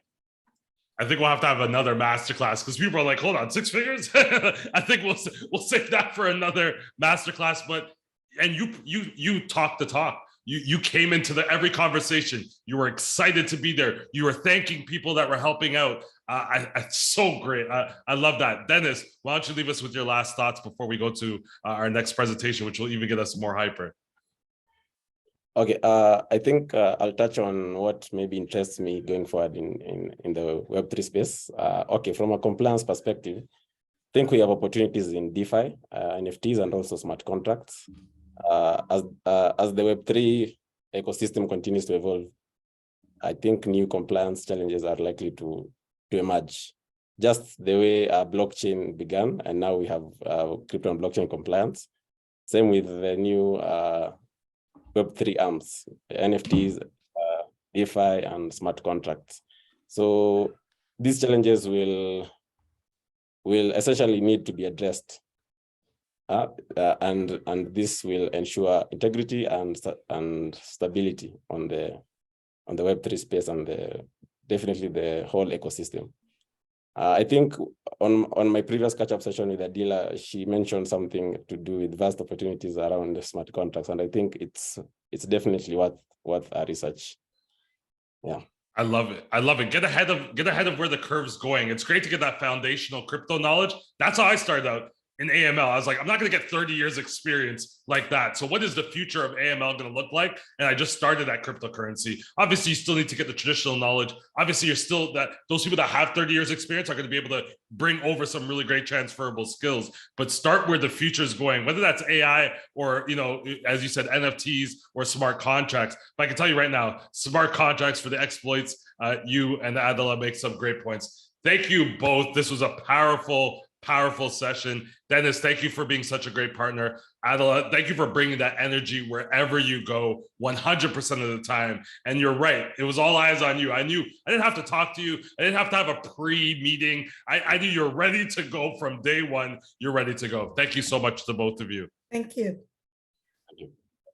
And now we are going to have Pierre join us for a fireside chat. Pierre, just to give you guys, as he's coming up on the stage, just to give you guys a little forecast, I had my first masterclass at the start of last year. Halfway through the session, Pierre says, doesn't even ask, just shares his screen and jumps right into a presentation. And from that point on, we said, we have to be more like Pierre. We have to be absolutely bold, fearless, and confident. And instead of like people saying like, oh my God, like what would people say? People loved it. People loved his confidence. I was even like, who's this guy stealing the show? But I was there taking notes because I'm like, hey, that's not even something I would do. So Pierre, we're going to jump right into it with you. First of all, tell us about your Black event that you did in New York, because I know how hard it is to start and to manage an event and to get all the pieces in place. And I know that's a proud achievement for yourself. So tell us a little bit about yourself and what that event meant to you and how you organized it. So if you don't mind, I'm going to share my screen. I'm asking for permission this time. I don't even have hosting capabilities, but you can definitely share your screen. All right. Hold on, make sure it's on. Okay, can everyone see my screen? Full screen? Yep, you're good. Right. You're good. Okay. Yeah, just a little background about myself. Pierre Roosevelt. I'm in the insurance industry.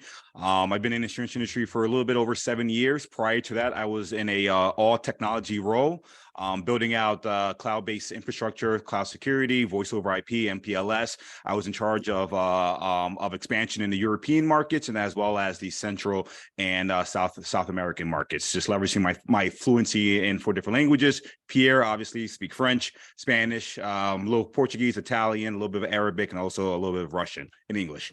Again, have a very, very, very knowledgeable background when it comes to technology. When it comes to back end stack, familiar with SQL, Python, a little bit of JavaScript, and then I was recruited into the insurance industry to help bridge that gap between the evolution of technology disrupting traditional markets or traditional markets adapting technology. So 15, 20 years ago, no such thing as fintech, auto tech, ag tech. As we start to see things accelerate, we're starting to see disruption of technology molding into traditional market itself. So someone in the insurance industry quickly identified that and said, hey, Pierre, you know different languages, insurance is its own language. If I teach you everything with insurance, would you be down to come on board and really help us analyze and understand the technology and how that relates to insurance itself.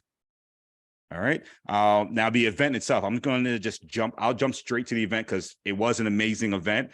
There's also some questions on here that I will address as well too. So had this event, Black Founders Day, in honor of Black History Month. It was a lot of work. It was a lot of work. It was my first event. Didn't think that it was going to grow to as large as it did. 200 Black professionals under one roof at the iconic New York Stock Exchange. Wow.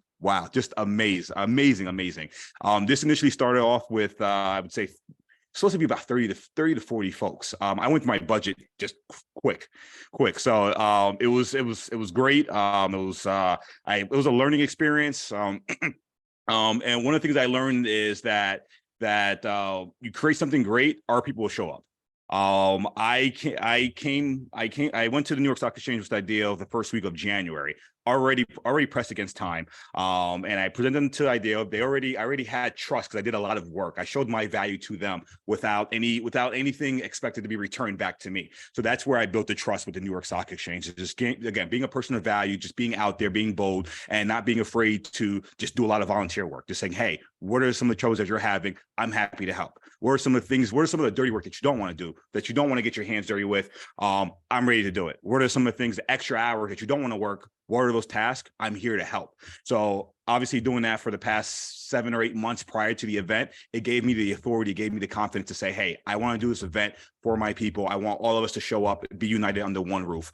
And one of the questions they asked me was, hey, you're pressed against time. Can you do this? I said, you give me the green light, give me the platform, my people will show. And boy, did they show up. They showed up in masses. So a couple of things that I learned from this event itself was there's a lot of skepticism from a lot of the founders, C-levels, because we're not just reaching out. I had to learn that I'm not just reaching out to just regular Black professionals. I'm reaching out to the elite of the elite. I'm reaching out to CEOs, CFOs. If you see here on the screen, Justin Tuck is there, right? And I realized that in order to show credibility, I had to get a name that was going to validate this event, so the rest of the masses can say, well, okay, this is real. Because the initial thought process when I was doing my outreach campaign was, is this real? How did you get the platform for the New York Stock Exchange? How are they giving you the closing bell? It was deemed as, I started to realize that people may think that this is a fraud or a scam. And I said, I'm not asking for no money. I don't want anything from you. This is free. Come. But what I did was I was bold. I reached out to Justin Tuck, former NFL player, New York Giants. I'm from New York, New Jersey. So Giants, that's my, I'm a huge fan. So I realized that Justin Tuck was working at Goldman Sachs. I shot my shot. I reached out to him and said, hey, I have this powerful event. I need you, brother. I want you. Let's do this together. And he said, Pierre, I got you. Let's meet up for lunch. I got you. I'm like, wow. Justin Tuck, like this is, so using that as leverage to bring the masses was very important. And then everyone else followed through. I will just jump back to the beginning. So the question here is, hold on. Sorry, it's the screen's kind of blocking the top part. All right. So the question here is, where do you gain confidence as a Black professional? Are there scenarios or situations where you don't feel as confident? One of the things I had to realize was really tap into my inner self and identify that I'm a superhero. We all are superheroes. We just have to find our superpower and just go out there and be bold. So once I realized who I was as a person, and realized that I needed a costume to feel good and actually become that superhero and be bold and actually tap into that alter ego, I just hit the ground running. You know, naturally, I am an introvert. I'm scared. Okay. I've been taught, especially for coming as immigrant parents, I've been taught to just keep your head down, do your job. Don't get involved with the politics. Don't get involved with the mixes. If you put yourself out there, you may get canned. You know, don't get involved with anything. Just put your head down, work your 40 plus hours, always work hard. Your work ethic. Past 2-3 years, kind of put that to the side and say, you know what, COVID, I got to be bold. I got to figure out something different. And I have to start mirroring myself with the greatest people that are also bold. And that's where I connected with the plug, Sargeant himself. You know, saw him online, saw someone that was bold, and I said, you know what, I got to mirror the greats. I'm not going to 100% replicate what he does, because it's always going to be your own style, but don't be afraid to reach out to that person and pick their brain and mirror their style, because you're going to tweak it to your own style. So you're not 100%, you know, copying everything they're doing. But one of the things that I got from, you know, the plug Sargeant himself was the emoji game. You know, my post prior to connecting with him was just generic post. And I still noticed that he kept throwing emojis in there, making his post dynamic, making it attractive. So I said, I'm copying that. You know, obviously I don't do it to its T, but, you know, I kind of mirror that style a little bit and change it. And I also want to create an alter ego, create catchphrases that makes me feel good, that makes me bold. One of the things that I used was D knows your bro. You know, so D knows your bro. I'm working in insurance where I want to tap into a product, tap into a service that we offer, but also layer that to what speaks to me. So being a young professional, we say bro, you know, bro code, guy code, whatever. I want to just mirror that and meld that into what my expertise was. So D knows your bro, crypto insurance guy. That's me. I know everything about crypto. I know everything about insurance. Challenge me. Let's talk about technology. I'm confident. And in order to be confident, knowledge. So I need to have that knowledge to become confident. And one of the things that I did was entering into the crypto space.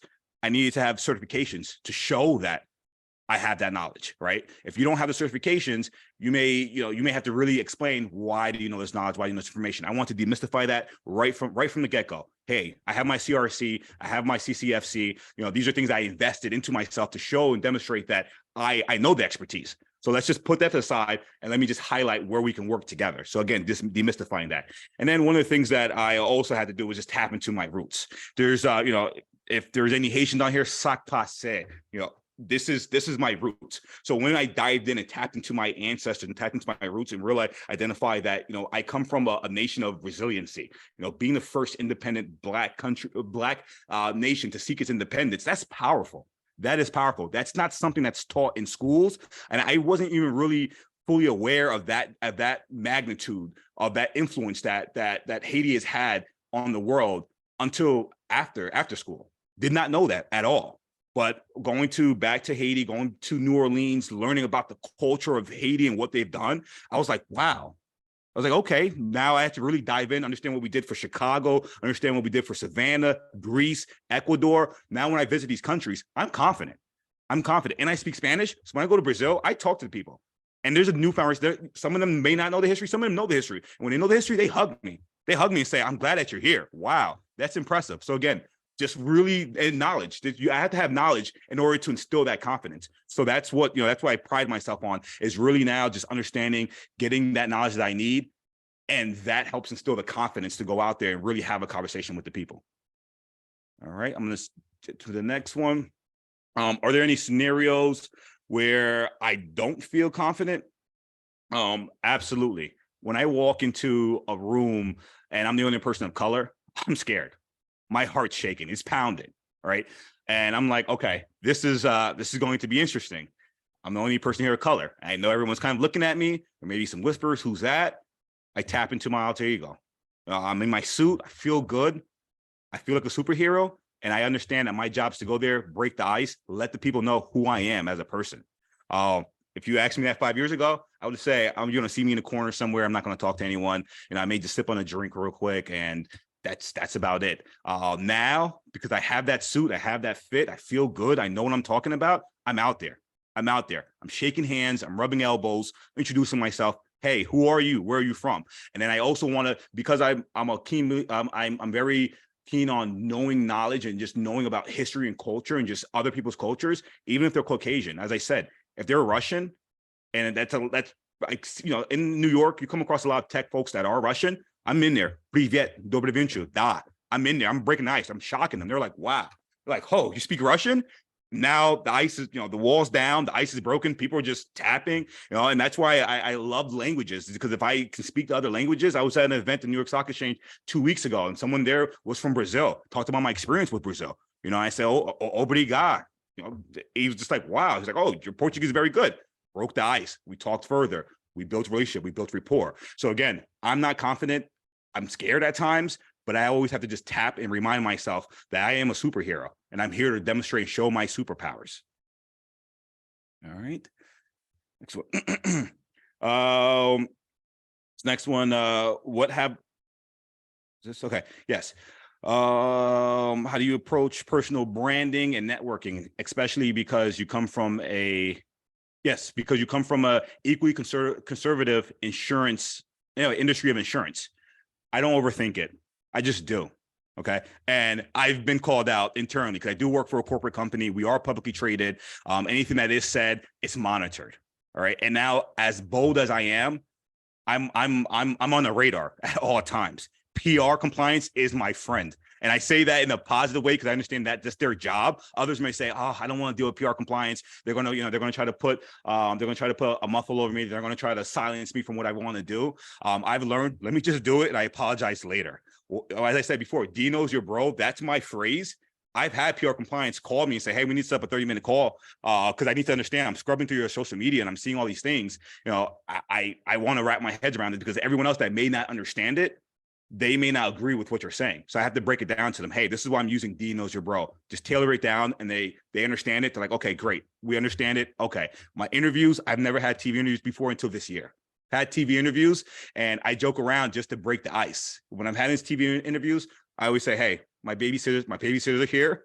These are the PR compliance folks, but they're friendly. We're working together. I understand that. I get it. But I joke around with them so that they feel comfortable and that there's no tension. Because once you have tension, now they're really going to try to silence you and really monitor everything. Have fun. Who cares? Trial and error. You make mistakes. Who cares? I've been called out. My shirt, I have crypto insurance guy. Sometimes they don't understand it. I understand it. I get it. And at the end of the day, if we're creating a personal brand, it's also leveraging the company's brand itself. It's a win-win. So once you understand that, it's fine. It's okay. I'll have them chase me after, and they're probably going to watch this, or they're probably watching it now. I don't know. But again, I'm bold. I apologize later. I'm extremely unapologetic. I'm going to do what I have to do. All right. What have you, hold on, bear with me. I'm reading it from a screen. What have you learned from throwing an event? Black Specialists. I kind of touched on this already. Again, it was a great event, very powerful, exciting. I touched a lot of hearts, left an impression on many. Had my mom there. She cried. As an immigrant, she thinks that as an immigrant, she never imagined that she'd be at the New York Stock Exchange watching her son ring the bell. Along with other Black professionals. If we have anyone from Africa, Nigeria, that's GB right there, the CEO of Flutterwave, reaching out to him, just telling him, hey, I want you there to hit the gavel. I think it's important. You're coming from the motherland. And I want everyone to see that. So that, again, very, very powerful. And then just be able to select this core 14 that's up here, powerful. These are all high-level VCs, private equities, that are here. Low Tony, Squire. We have a ton of companies that were here. Just high-class folks that were here. And then again, just honored to have that platform and honored to have that closing bell ceremony at the New York Stock Exchange. Okay. What is something that you see interacting with other Black professionals that they can improve on, or that they are doing so amazing that they should lean in on? Follow through. So one of the things that I've noticed with us as a community is that we talk a good game initially when we see each other, and then we're ghost. We don't see each other after, and we may see each other in another 6 months, another event. We're like, oh, hey, it's kind of awkward. Yeah, oh yeah, I meant to follow up with you. Oh, but it's good to see you. How's everything? Next time. No, stop that. If we promise to say we're going to connect with each other, follow through. Please connect with each other. Please find a way to uplift each other and open each other up for resources. Another thing that I also noticed is that we act selfish with our resources. Stop that. Please stop that. It's this mentality that oh, I just found this, this networking partner that's opening the doors for me, so I don't want to give him to anyone else. I just want to keep him to myself so I can get there. No. In order for us to grow, we have to share the wealth. We have to share the resources. If we can implant more Black professionals into higher levels, and we pull each other up, guess what? Now we become the masses. But if we sit there exclusive, where it's just, oh, we made it, I'm here at the top, and I don't want to share with nobody, we're hurting ourselves. We're doing ourselves a disservice. And that's something that I've noticed before. That's something I've noticed, and I'm probably guilty of that. As I said before, in the professional world, being in the professional world for 15 years, I was that closed-minded person that just kept his head down, do his job, work hard, trend up, and just ignore everything else. Silence the noise, just be thankful that I have a job. Now I'm thankful that I have a job, but I know that I have to uplift others, and I have to continue and be consistent and thrive. One of the things that I noticed that's amazing that we do is we have swag. My God, we have swag. And we are trendsetters. We are trendsetters. When we do something that's different, everyone else will follow. Everyone's follow. Be cocky, be confident. Know that we have swag. Just thrive with that. Know that what we're doing, even if it's different, the rest will follow. And history proves itself. Everything that we do is different. I can relate back to history, even in rap, bling bling. That was invented by us. And then you see later on, everyone adapts to that. Bling bling, bling bling. You hear it everywhere. Use our swag. Use that to just keep going. Use that. I think that's it. I mean, I ran over just slightly, but I think that's it. And again, I'm just having fun in life. I never imagined being here, being asked to speak, networking, connecting with a lot of individuals, going to London to speak. I'm having fun. And this would not be possible. If I didn't just take that chance to connect with others, pick their brains, and, even though some of us may be selfish, there are others that are happy to help, that are happy to share, that are happy to critique us and say, hey, do this different and keep growing. And those individuals, stick to them, grow with them, share, give back with them. And then also when others reach out to you, don't ignore them. Really, really help and see if you can be a person of value, because you never know where they're going to be at later on in life. So again, just very, very thankful. And just thankful for this platform. And exactly what I'm saying. That's what the plug, Sargeant, that's what he's doing right now. He's going full circle. And that's what's just giving me chills, is that I'm really going full circle. And everything I'm saying here is that's what he's done. Wow. Amazing. Here, man, you are an absolute, like all the things, I have all the feels right now. You are an absolute beast. I love how bold and confident you are and what you did in New York. And thanks for the invite, by the way. I can't travel unless I'm getting paid. That's the agreement. Wife's like, you want to be an entrepreneur? All right, unless you're making money, you're staying home and entrepreneuring. But you brought up so many great points, but what happened to your motivational Mondays? We need that back. We need this. And I need to hear your voice for 2 minutes every Monday morning to get me going, because you are just like, you should just be recording yourself talking 100% of the time. And like, my team will chop that up. We make millions of dollars just chopping up what you're saying. I didn't know you spoke all those, I just didn't know a lot of these things about you. And I just love how automatic every single person on this session, every speaker, there was zero prep. I didn't say, okay, we have to meet up and do this session. There was zero prep. Everybody was automatic, and I could just feel that in my soul that they were automatic without even meeting them. Like Pierre, I didn't even know. I thought this was going to be a fireside chat. You just did the presentation. I absolutely love it. I love it. I love it. You make my job easier. Even Ash is like, well, what's going on here? I'm like, yo, one thing I know Pierre understands, we all have it. And you touched on my first point, and I'm going to keep on bringing this up every chance we get, is, are we supporting each other? And this is black, white, not, are we supporting each other? There's so many people. I see Ronnie just came up in my chat, Dwayne King, Crystal, Nadenza. Like, there's so many people on this call that just blindly support. They're not waiting to say, am I Black? Should I attend? They're just already in. Ash just said right away. As soon as I said the event, she's like, I'm in. What do you need? Tell me what you need help with. This is what we need to do. And as you said, real support. Not the fake, I just want to be a part of this so my name comes up somehow or I can connect with somebody to get a job. It's real support. Like the New York Stock Exchange ain't letting you throw any kind of an event just because you're Black and because you want to support Black History Month or anything else. You have to show them that you're willing to work hard without getting paid, without the platform first. And I think that's one thing as a Black community we have to do a better job of without the reward. We have to put in the work without there being a reward. And the reward eventually will come where we're like waiting like, nah, I'm not moving until I see my name in the flashing lights. And that's what I love about every speaker here today. Most of them didn't even know that this was going to be a conference or event. They have reached out to me in the past about saying, hey, I'm down for whatever you're doing. Pierre, we could go on all day. And I think we have to do a separate session with you, Adela. How do we make $100,000? How do we make more money? We're going to have another session on these. Thank you so much, Pierre, as always. And I'm going to share your presentation with the rest of the group. So make sure you send that through to me. Pierre, Mr. Presents with no permission. That's what I'm going to call you. Mr. Presents with no permission. I love it. I love it, brother. Thank you so much.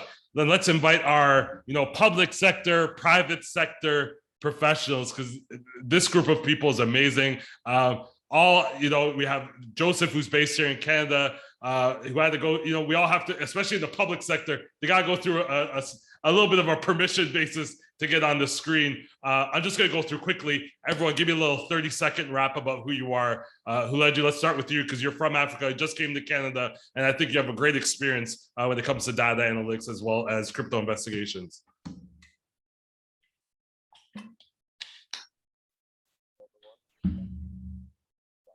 I don't think we can hear you.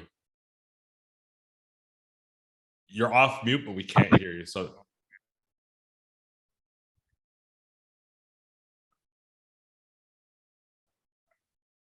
All right, while you're working that out, Joseph, we'll go to you. Tell us a little bit about yourself. Hello, can you hear me now? Now we can hear you. You're good to go. Okay, great. Yeah. Okay. All right, so thanks again, Stephen, for the opportunity to be here. Thank you for everything. First off, I'd like to start off with, I worked 8 years as a law enforcement officer back in Nigeria. Then I recently moved to Canada November last year. So I had to transition from public sector to private sector. That was I didn't have a choice in that, because moving here, I need to pay bills and do stuff. So I definitely had to transition. The thing for me or what I would say, or what I would like to just summarize about myself is, I'm somebody who loves to deal with data. I love data and I love to analyze. I like to take the hard stories, the hard numbers, and just make a story out of it, a meaningful story out of it that people can derive beneficial insights from. I'm conversant with, I have a background in computer science, so I'm good with a bit of programming, Python and SQL especially, which I use in my current role. I also do lots of visualization tools for the company I currently work with. So that's just me in a nutshell. I think you'll get to know more about me as the session goes on. Awesome. Joseph, you're someone I met early on in my career in AML, working with FinTrack. How did you go from, what was the transition like from private to public sector? And have you ever thought about going back? I see a lot of people going private, public, and then they come back into the private sector. What's been your experience? Because you've been there for a long time, but you're also very prominent, especially this year, I feel, on LinkedIn. You're doing so many different events. You're doing so many different things. Tell us a little bit about your journey. Sure. Thank you, Stephen, for having me. I have about 15 years of experience in the industry. Most of that is in the public sector. And so I'm currently a senior policy advisor at FinTrack. And FinTrack, for those who aren't aware, is Canada's financial intelligence unit and anti-money laundering regulator. Prior to that, I worked in a global consulting firm in a large Canadian bank. So I'm a banking supervisory expert with a passion for innovation, and I want to thank Stephen for bringing the community together here today. I agree with you, we don't do enough of this, so thank you to you and your team for taking the leadership on this. In terms of working in the public versus private sector, so before FinTrack, I was 5 years in the private sector. I remember being shocked by the awesome sense of responsibility. our mandate to prevent, detect, and deter money laundering and terror financing, it's a heavy one. There's a large sense of duty to the Canadians that we serve, and it's felt at every level of the organization, from our CEO right down to our students. The public sector can be quite hierarchical at times, and things take some time to move through. The private sector is, they tend to reward innovation and creativity, while the public sector prefers stability and continuity. I would say that, FinTrack CEO, Sarah Paquette, she's been with the agency for about 2.5 years, and we've seen a lot of positive changes under her leadership. Right now, we're in the throes of a sweeping modernization, and nothing is off the table.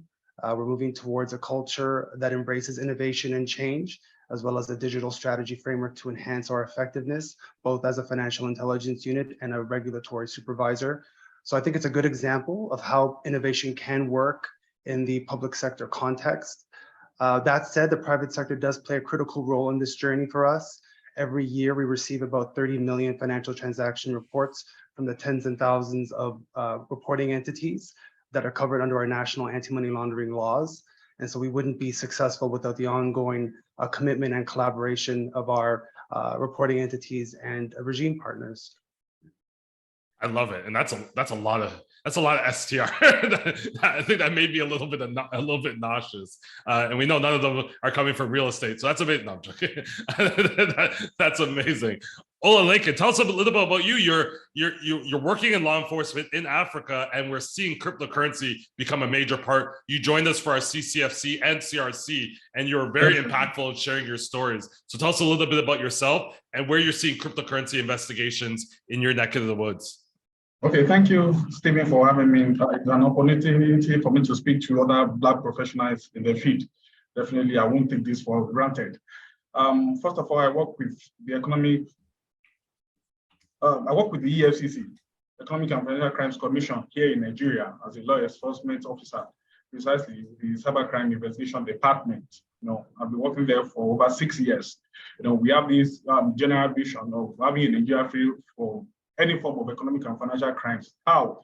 Through prevention, enforcement, and coordination techniques. Anything you can think of to prevent crime, to investigate. That's what we are into, basically. And over the years, cryptocurrency, the adoption in Africa, fraudsters transiting from usage of fiat currency to cryptocurrency has been so enormous lately. So I just have to own my skill. I think that's what brought me in contact with Stephen. I'm very sure during the course of the presentation or the panel discussion, I will tell a couple of things, experience I've gotten, through this work, definitely.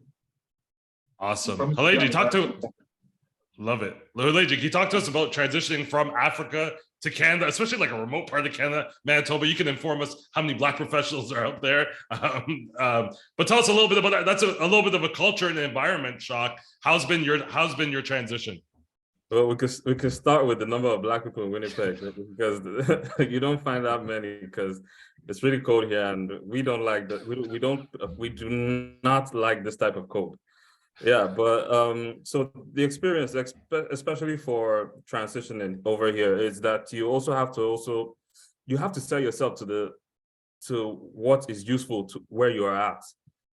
When you transition from a certain place, like I have, especially like from Nigeria to here, I had to first understand the market. I remember I'll go up on LinkedIn and Indeed and Glassdoor, and I'll just Google for various roles.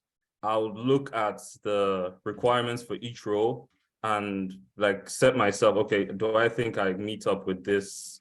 Do I think I meet up with this specific role? Do I think I can fit in this role? Do I think I can? And I'll now look for like the common denominator in those roles, because a certain opportunity might tell you they want A, B, C, D. Another opportunity will tell you they want B, F, G, Q.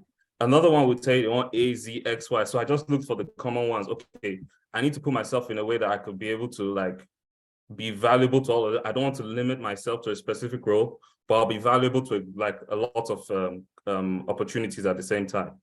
There's that. And another thing that also helped me here was for every role I wanted to, or every like role I saw open, I'll always go to the company and check their current staff working in that role, because I want to be sure. You're saying you want a specific role with certain credentials, but the people that work in your company in that department don't have those credentials.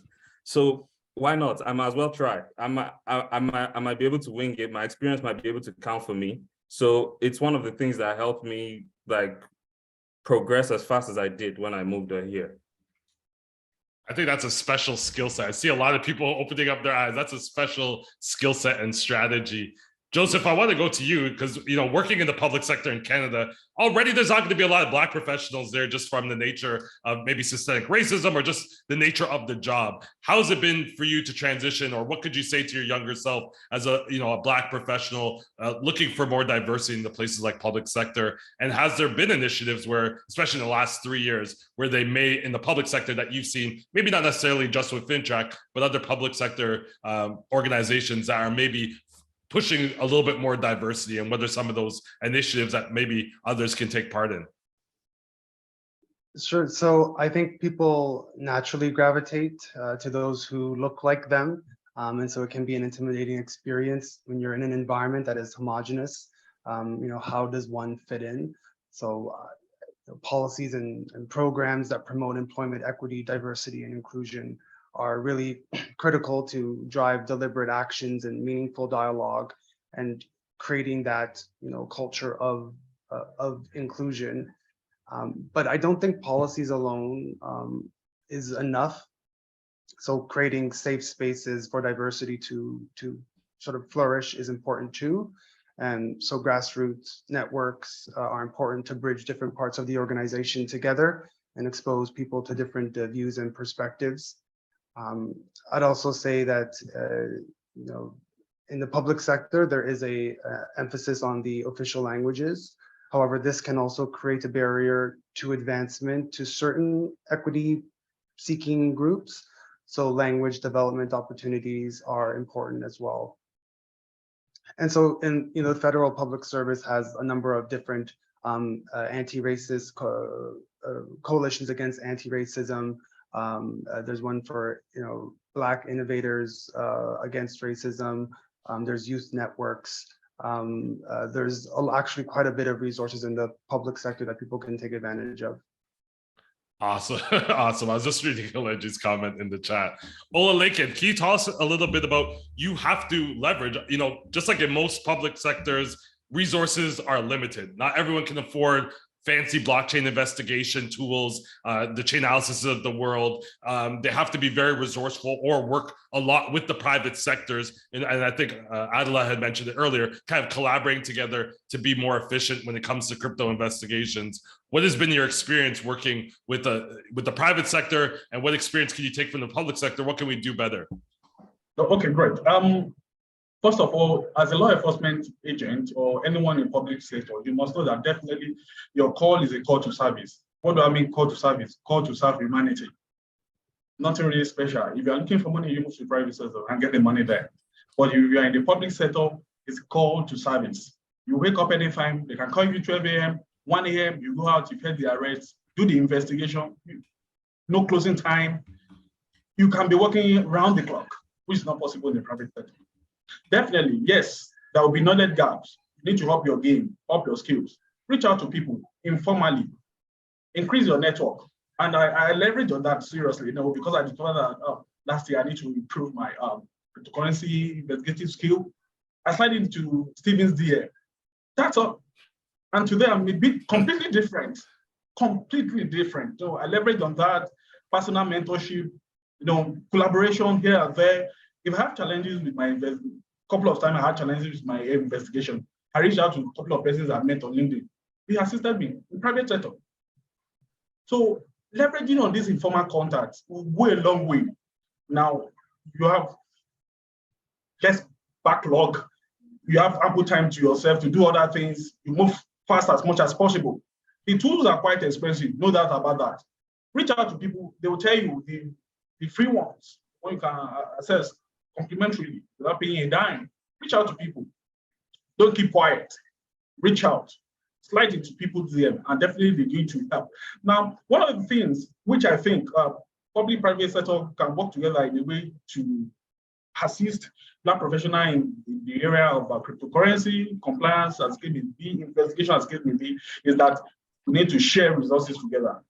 Education. If there's any opportunity, reach out to your friend. Tell him, oh, there's a lecture, there's a webinar going on there. There's a webinar going to be organized by TRM Lab. There's a webinar by Blockchain Intelligence Group or Chainalysis as KBB. Send them the link. Let them register.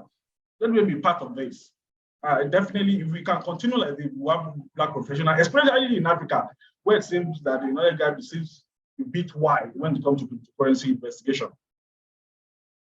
I love that. Helene, why don't you talk to us a little bit about, you did an exercise that Amber Scott and Rodney, actually, who's on the call, challenged me with early on in my career. I think it was 2018. I still have the email where they said, hey, like, what does your dream job look like? And we actually did this exercise, and you sent me a little bit about like that, what your dream job requirements look like. Why don't you tell us a little bit about the experiences, and how important do you think other people should be charting out? What do they want? Obviously, you have to pay the bills now, but what do you kind of want to go to? Tell us a little bit about that experience. Okay, so yeah, you and I had that exercise, and yeah, it was actually eye-opening for me, and it was also nice because I think I had a chat with Ash, I think some days before that. So also talking with her also opened my eye. Like at the end of the day, you want to do something that when you look back, you'd be proud of. You don't want to, get old and have like lots of regrets. And the truth about your career is that, give or take, as much as, yes, people say they're trying to prioritize personal time and everything, you tend to spend more time in the office or at work than actually with your friends. Probably all you get is the weekend, but like 5 to 6 days out of the week, you're actually dealing with colleagues or business partners or what, or something that at least people that at least will like give you some sort of income or something.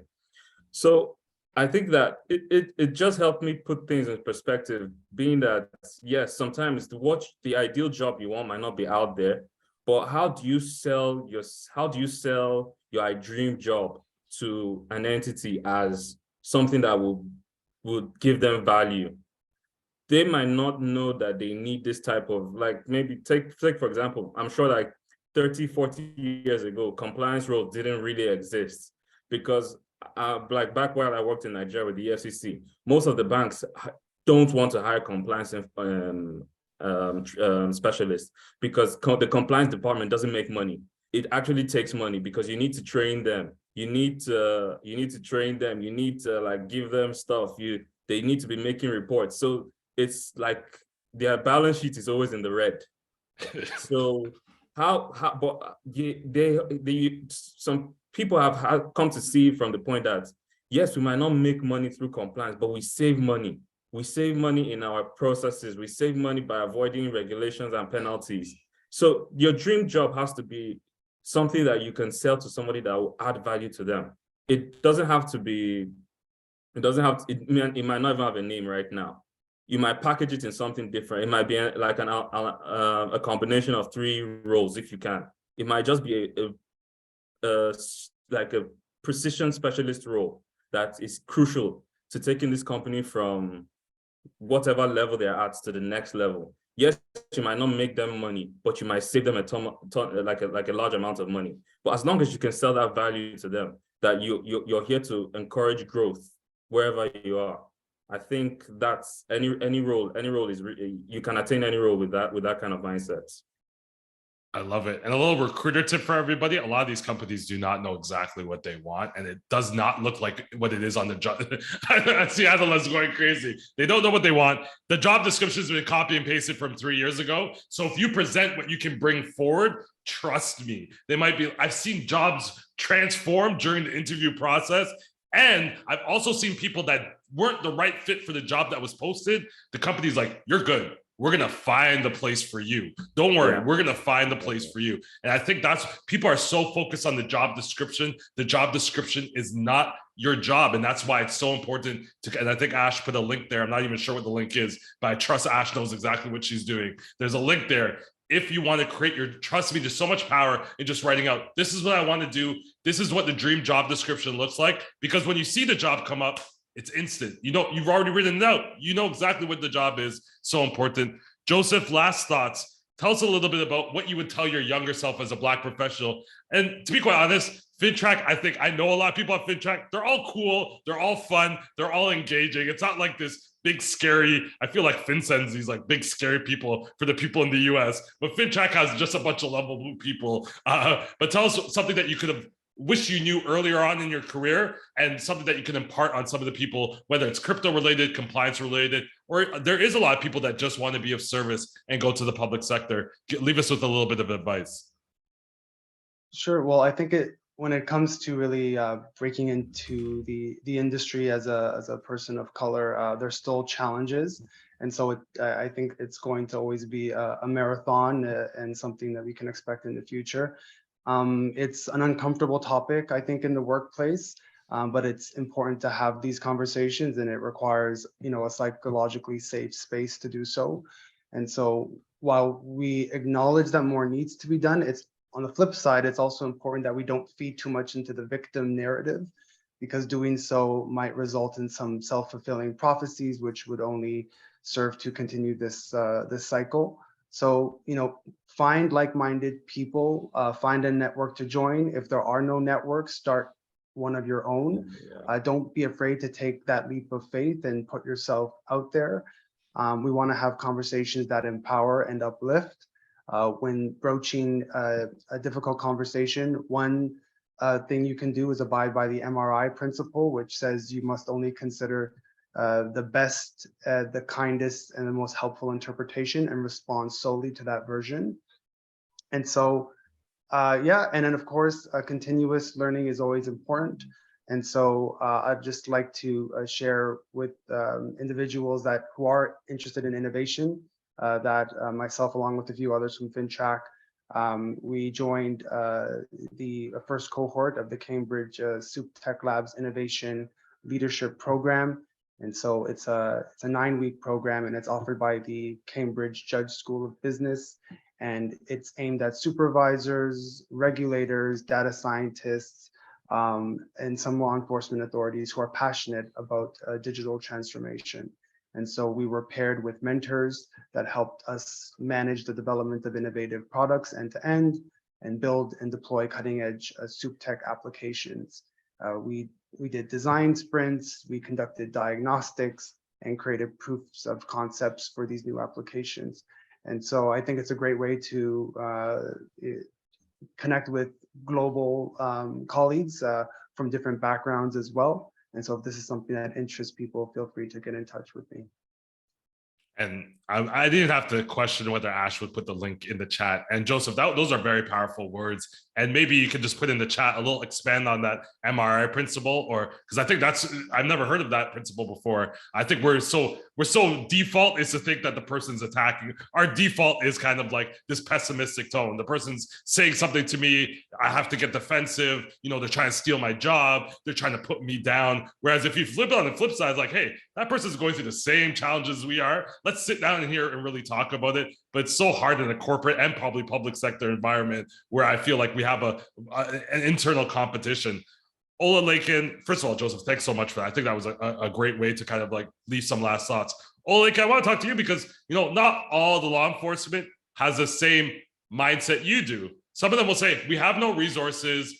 Our superiors don't care. So I'm just going to do nothing, say nothing, sit here and not get upskilled because I'm not paying for it myself. Talk about how you approached this, found the ways to get certified, connected with people, but did it in a genuine way, because you never asked me or any other organization for free certifications. Me and Ash had one call with you, and within 10 seconds, I knew you were going to come take the certificate for free because you were going to be of service to your peers and your colleagues. This wasn't for your personal growth or promotion. Talk to us a little bit about your mindset around that. Okay, great. Thank you, Stephen. First of all, I discovered that I started receiving a couple of petitions or complaints, as case may be, related to cryptocurrency. And I later discovered that, oh, dude, you know nothing about this. You must find a way around this. And in my immediate environment, I couldn't really see anyone to walk up to explain one or two things to me. So I started searching. I got to the LinkedIn, started scrolling. Okay, and I saw the advert. Chainalysis Foundational Cryptocurrency Certification. I saw the advert. Oh, great. I slided to Mr. Stephen's DM. The story was so long, and then what have you. So he put on a call with me. with Hash, so it was really interactive. One thing I know is this: there must be willingness. I was willing to learn, and I wanted to impact people's life. In what way? I mean, my team members and where I work. So immediately I finished the course, I organized a training, in-house training immediately. Tell them some of the things, I explained some of the things I've learned, demonstrations, what have you, free tools that can be used, and what have you, just name it. So that'll be quite wonderful. There must be willingness. You must identify the knowledge gap. Willingness to help people, because they call to service. They are not here to make money. Call to service, serve humanity. So with this as the background, definitely you can go places. Reach out to people out there. There are people out there. What I've got to understand is this: there are people out there willing to win, willing to help if they see the genuineness in you. I know this guy is great. It's not for personal or self-growth. No. Self-growth is there, but it's not for personal stuff. It's for the communal stuff. If they see this in you, definitely people will reach out to you and want to help you. After the, what's it called? The Chinalisi certification, I've gotten some couple of certifications as well for free. People reach out to me. I reach out to people, okay, are you interested in this? Can you do this? I wish to offer you a scholarship. Are you interested? Sincerely, all the certifications I've got this year, I got them for free. All, without any exception, all at a complimentary rate. And I've got like 4 I'm doing at the moment. 4, I think before, what about $4,600? Yeah, I got them for free. Reach out to people. There are people out there that are willing to help. I don't keep the knowledge to yourself only. Reach out to others. Reach out the knowledge to your colleagues, definitely. That's so important. And I think it's the willingness to learn. I could give 100 certificates for free, and I guarantee not every single person would actually finish it. And that's why we can't. The money's not for me. These certificates, the money's not for me. The money's for you to commit to an investment. If I give it out to free, you're not going to find any value. You might not even show up. The money's not for me to make money, or airdrop to make money, or even, to be quite honest, Chainalysis to make money. The money is you are investing this money into yourself. And I think that's why when I knew that you were going to invest it and you were going to be on those calls, and I knew you're going to be engaged, and more importantly, you're going to bring that to the rest of your team. Because the first thing he says, I want to educate your team. And one common theme, if you haven't been picking up in all these conversations, is I talk to Ash.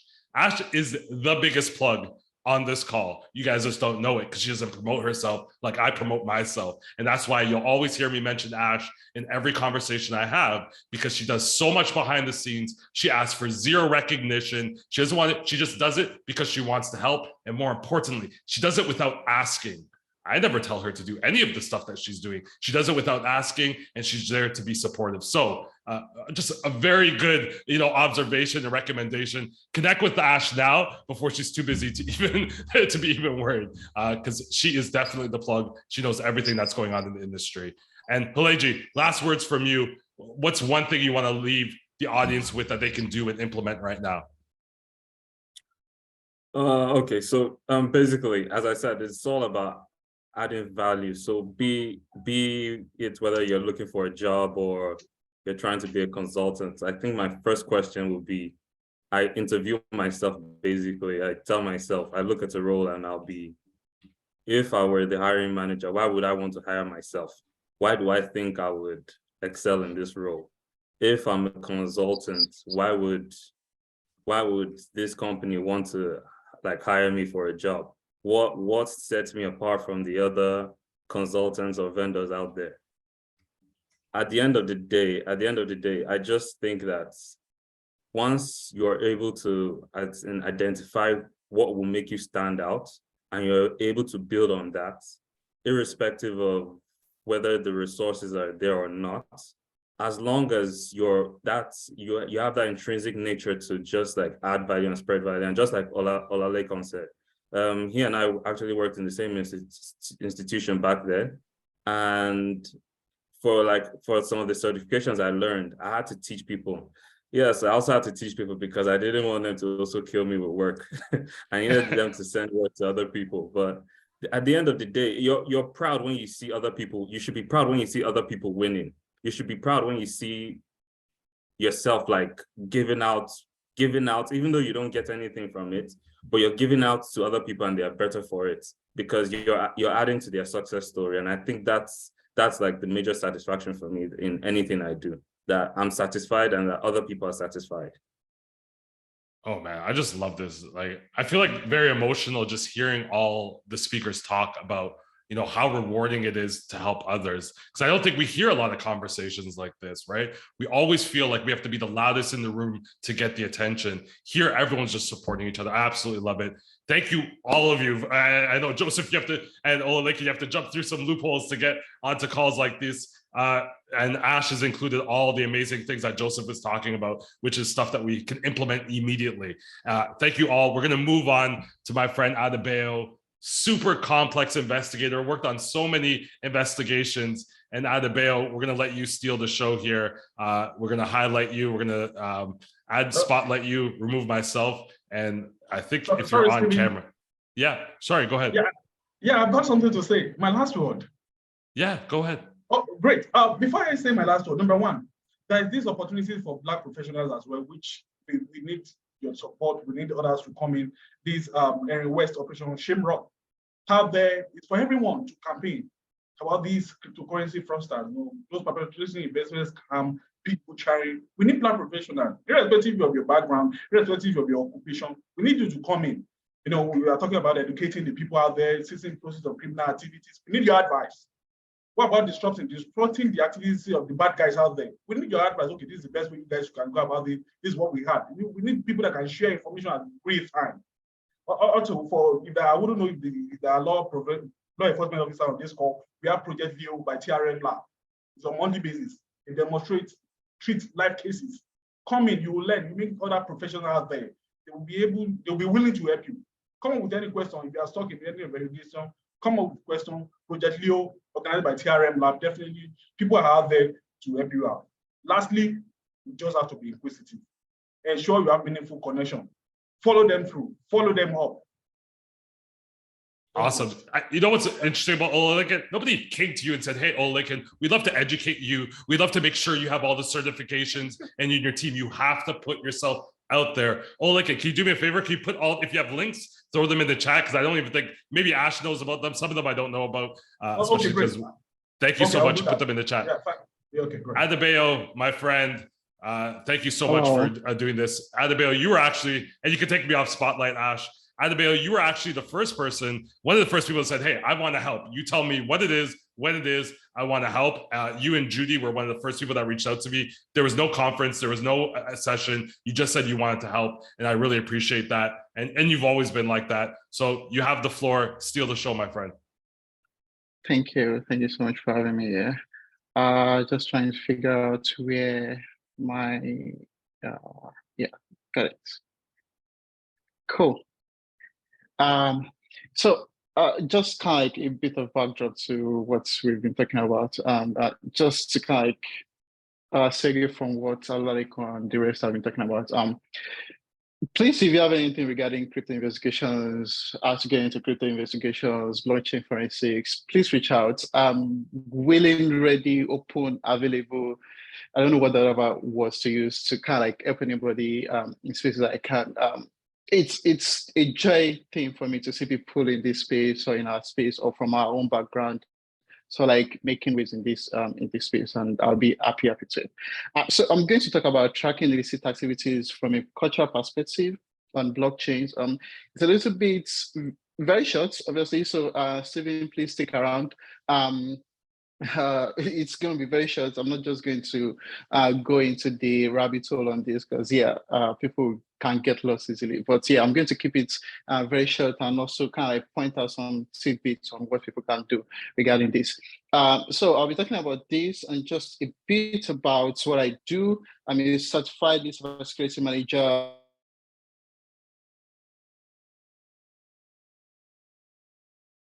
A couple number of projects over the years. I got into cryptocurrencies roughly in 2016 in Nigeria. It's an interesting story there, but like I'll get to that later on. So I started my career with Data JS Africa, which was a consultancy firm that sort of like deals with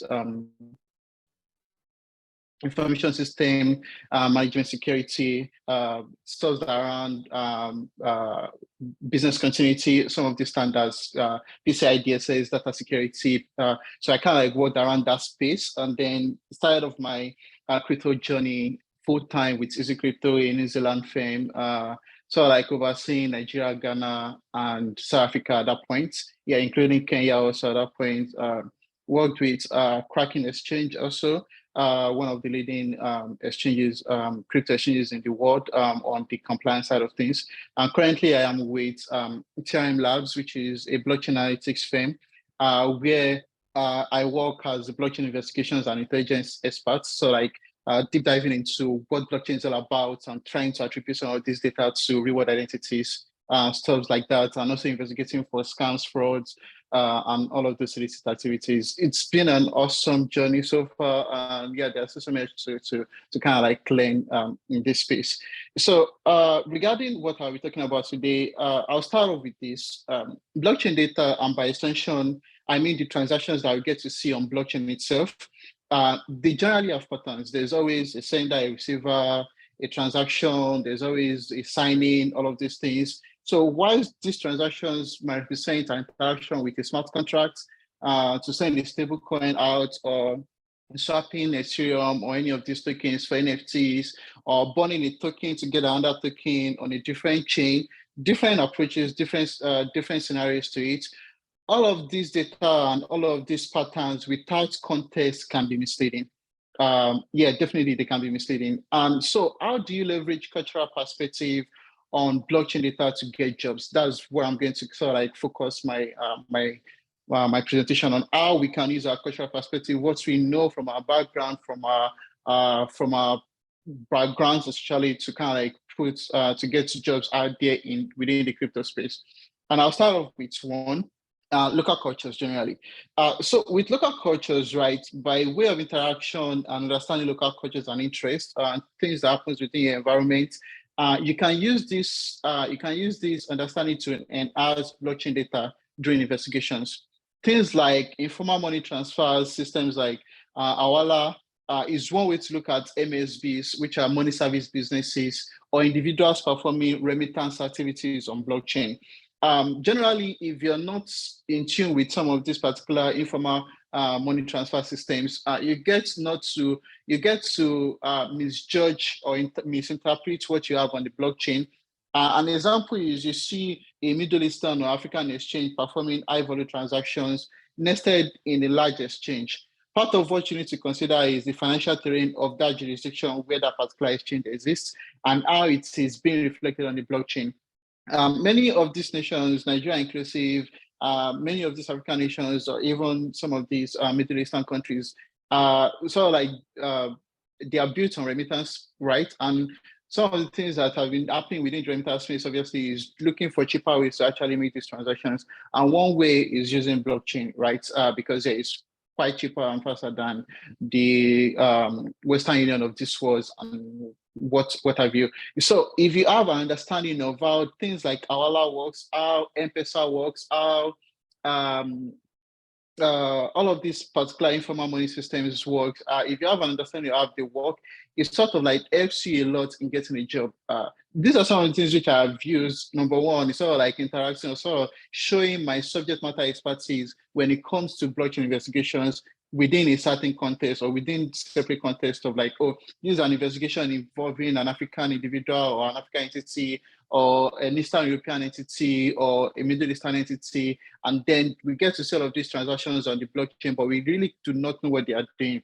So based on this, my understanding of how this informal economic works and how all of these different approaches work within this different space, I've been able to sort of show this subject matter expertise, show this expertise within this space. It's something we can all leverage on. It's something we all know. When you are in a space of investigators, let me use that word, space of investigators, and you tend to show some of these insights on what you know about a certain economy or a certain jurisdiction, it sort of like puts you up high there, and then sort of like shows you, oh, this is what you can actually time, or this is how you can translate these particular blockchain activities into an insight. Next is also language and terminologies. I do a number of undercover activities on blockchain related illicit activities, scams, fraudulent activities, scams, name it. So I'm just going to keep to scams. So majority of these threat actors, right, will communicate in English as they are trying to disguise as an entity or an individual from, let's say, UK, US, or any of these European nations, right? So some of the things you get to figure out based on your interaction with some of these threat,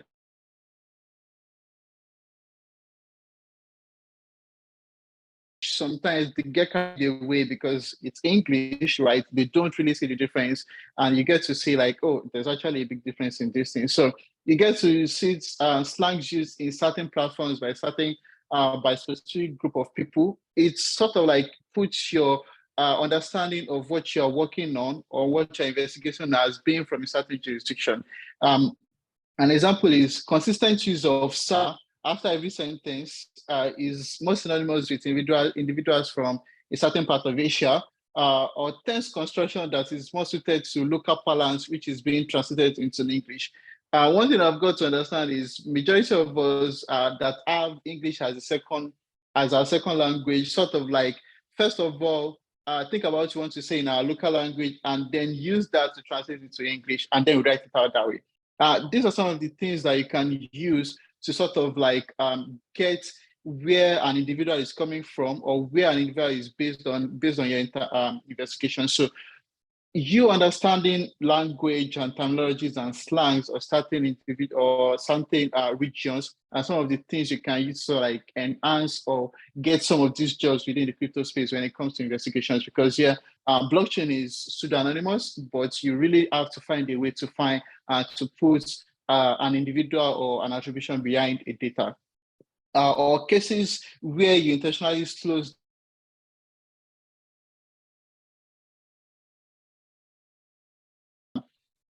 I've had cases where I purposely sort of like slows down the communication and conversation, and then they get to see it as me being rude, and because of that, they sort of like talk to me in one way. I'm like, oh, okay, this guy is actually from, let's say, Nigeria, because I get they are demanding respect and sort of like asking for stuff that doesn't exist. So I use some of these approach a lot to highlight some jurisdictions to focus on with these threat actors. Sort of like it makes me. It gives me the opportunity to actually, rather than just looking at blockchain investigations or starting investigation broadly across the world, you can easily pinpoint where you want to focus on and then direct your investigations to that side. And thirdly, social and business events is also a very big part of it. Understanding how social and business networks work within a culture can help with investigating blockchain activities. So some potential misuse of religious and charitable organizations have been identified in facilitating illicit financial activities, e.g. The misuse of zakat, which is like the Islamic practice of giving to charity as related to funding of extremist organizations. And this also are some of the things you can like play out on the blockchain. It's a proper transaction. It's from one address to another address without having anything to show by it. But based on your interaction with some of these people, these are some of the things that you can actually use to sort of like show your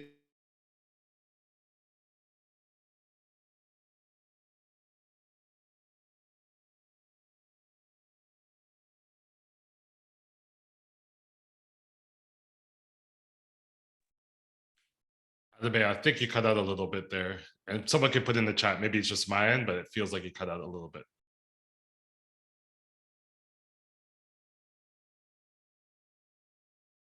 Yeah, I think you cut out just a little bit.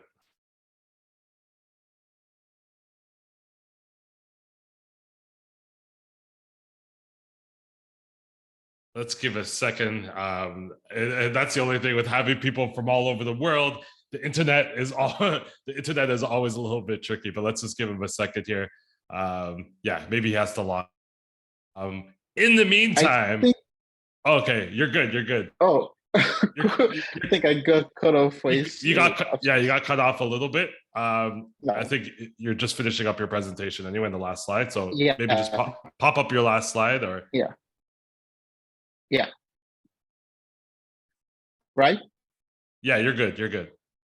Cool. So yeah, so what I was trying to say is like some of these And so yeah, Eastern Europeans are like having their business accounts on an exchange, and they really could not figure out what was happening and why that was that. And because I had like a jurisdictional knowledge of that particular country, in the sense that their compliance regulatory requirements were very loose when it comes to people or businesses registering for virtual assets licenses in that region. People regard anybody can obviously just go ahead and just open an account and become an MSB.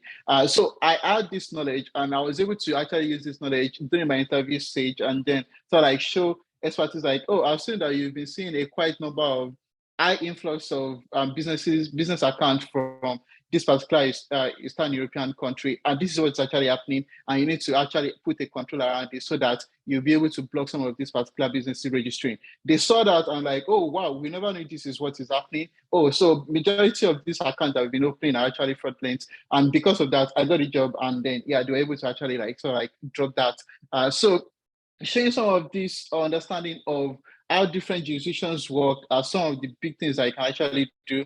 And closing word, right? I'm a sucker for knowledge. I read anything blockchain. Well, now it's blockchain and AI. I paid for ChatGPT. I'm open to like make some interesting stuff out of that. These are some of the things you can use. Immerse and use. One of the major barriers of people getting into blockchain investigations has always been the fact that they do not use the tools, or they do not even understand what blockchain is all about. Everybody can read about blockchain, all of those tools, but if you do not use it, you haven't tried a DeFi platform, you don't have a Web3 wallet, you haven't even bought from an exchange, or you haven't staked, you haven't done all of those things, it's very hard for you to actually contextualize what you are investigating. And because those are some of the things that you actually need to be able to do. So yeah, immerse and use, and also yeah, by acknowledging and understanding these cultural contexts and prices, investigators can effectively identify and combat this activity. So like I said, to do all of these things, immerse and use, be in the space, join some of these,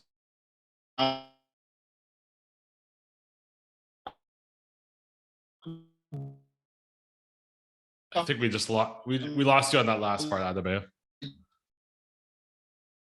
It's becoming a little choppy. Hopefully you can push through to the end. But I think we got the majority of your last word there. Usually free on blockchain. Yeah, I'm still talking. Yeah, so yeah, that's it. And thank you. Thanks. We got a little choppy, but I think you told us basically like people have to go in and use these tools. It's absolutely free. You can stake a small portion of crypto or of your fiat money in order to get to it. Adebayo, thank you so much for putting this presentation. I think that opened up a lot of people's eyes because they may not have to know everything about cryptocurrency investigations. They can be really specialized in where they want to focus.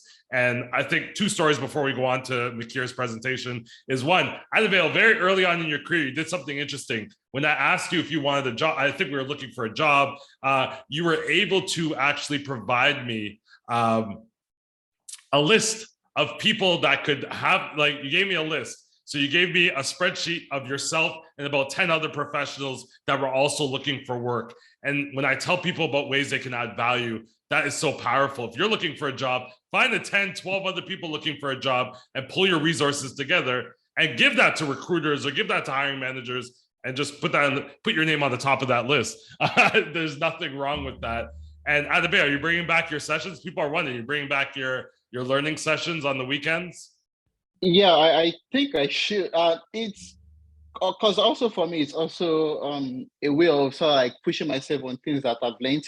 And I've actually learned so many things after those sessions, and I think I should bring them back. Blockchain is expansive, and I dig into so many things almost every day. And I think I'll take this as a challenge and bring it back. I think we'll collaborate. I think maybe the next session we could just do, Adebayo, you get some knowledge, because I remember those sessions. I remember when you did that, and I think the theme going across everyone that's spoken is you have to put yourself out there. You have to put on the events yourself and watch the people come to you. Thank you so much, Adebayo, for that presentation. I think it opened up a lot of people's eyes, especially people, they may not be well-versed in crypto and investigations, but they definitely have the cultural knowledge that they can now just zone in on that when they're from a cryptocurrency standpoint. Awesome, awesome. Makir, you are going to end our presentation of all presentations. Just make sure that you are on video so that Ash can put, and there you are. You're always ready to set and go. Makir, I'm going to hop off the spotlight. Tell us a little bit about yourself and a little bit about your journey. You just transitioned to a crypto role and how much of a roller coaster it was. I think that will help people that are either trying to find work or struggling to find a job after the mass layoffs. And we'll give the power over to you and just have you as the spotlight. Go ahead. Absolutely. Well, Stefan, I just want to say thank you for having me here. Thank you for organizing this. This is something that we need in our community, especially us. I believe the crypto and blockchain innovation is something that will radically change the Black African continent as a whole. And I believe that we must hop on this and take it and lead it. Therefore, I'm very happy to be here and speak to you guys. And I'm going to make a little presentation really about my path and how I landed into the crypto role that I'm currently doing. So let me share my screen and then off I go. Okay, so y'all can see my screen. So yeah, my name is Makir. I have been an entrepreneur for a long time, but before that, I actually studied in criminology, and I also did a lot of studies like in between my my entrepreneurship journey. I launched businesses, I did e-commerce, I did a lot of business on the go. And so what this really taught me was to kind of like get out of my comfort zone and find out what is actually out there for me. So moving forward, I worked as a data center security and protection guard. You can see this picture right there. I was actually on the job. You can see Rude Data Center brings a lot of emotional memories, and that site was actually a data center. So this is where I actually learned about Bitcoin my very first time. It was around 2014, and I was working and trying to understand who were the type of clients that came in and out of that data center. And so I then understood that Bitcoin was a technology that is not just a currency, it's actually a network. It's actually, it uses data, it uses lots of power and all that stuff. So it helped me understand that it helped me understood that this is something that's going to stay there for the long term. And so moving forward, I built my brand. I started going to events. I started meeting people, networking. I launched Cold Storm Group.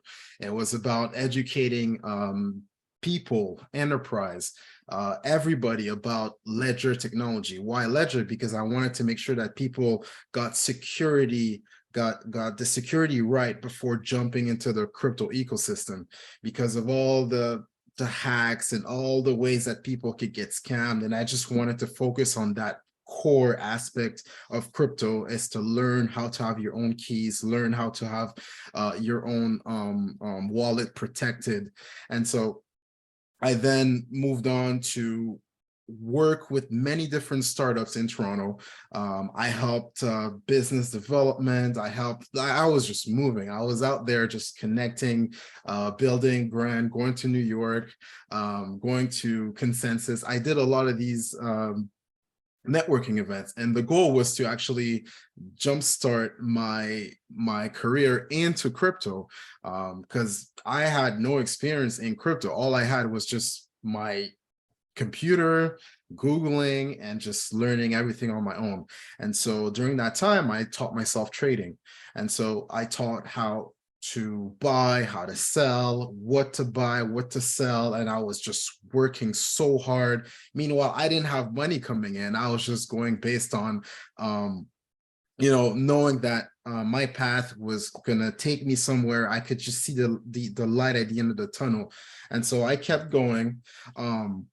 And one day there's this company out of Belgium that reached out to me, and they're like, hey, we like what you're doing. We like what you've been doing, and we need you. And we need you to help us with our market operations. So I was trading for a Belgian market maker. And what is a market maker? It's pretty much a company that provides liquidity onto the markets. They provide liquidity on both sides of the order book.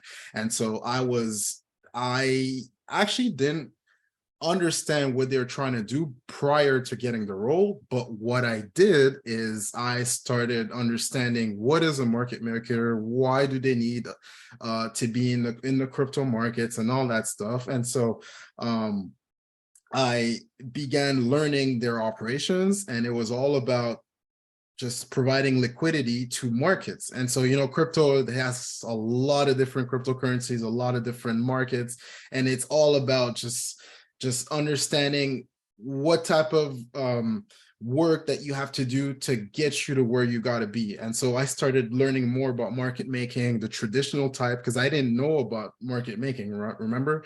So the traditional type of market making is where, banks are essentially buying and selling stocks and making sure that people always have liquidity at the end of their trades. And so I did that for the crypto side. And so moving forward, I landed in Brussels, and this was me at the main office, where I was meeting with my team, and I was making markets on the crypto market. So any exchange you can think of, I was on there behind my computer, just providing liquidity, rebalancing, trading, sending coins from one wallet to another, making sure that they get there on time, dealing with exchange bugs, dealing with downtime, just all of problems that could happen with trading. I was dealing with all that. And I was a market maker. So that was me. That was my job. It was to make markets, provide liquidity, and make sure that exchanges and different players had liquidity they need to trade and make their crypto journey, whatever they wanted to do. I was just there making sure that the books were liquid. And so after that, I ended up moving towards building my own stuff, which is Bitcoin mining. And the reason why I got into Bitcoin mining is because as a market maker, I understood one thing, is that liquidity is king. And so liquidity, where can you get liquidity? Where can you source it? There's all types of different places you could go for it, or all types of different places where you can source it. But I wanted to make sure that I get what is for me in this industry. And for me, it's Bitcoin. And so Bitcoin is super crucial and it's super important to understand before you jump into the rest of crypto, because that's what birthed the whole cryptocurrency space.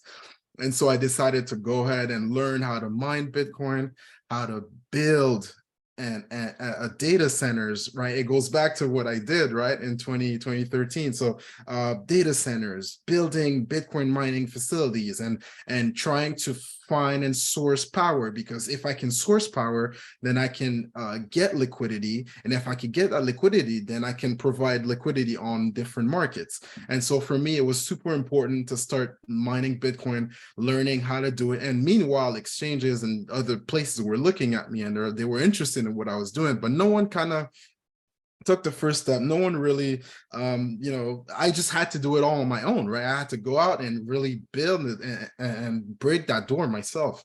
So I did that. And I built my own operation. This was in Montreal, Quebec. It was my first time building my own Bitcoin mining rig. No, not a rig, but like the container that contained approximately 200 ASICs at that point. And they're all Bitcoin mining ASICs. And so I decided to just go ahead, and I learned so much about it.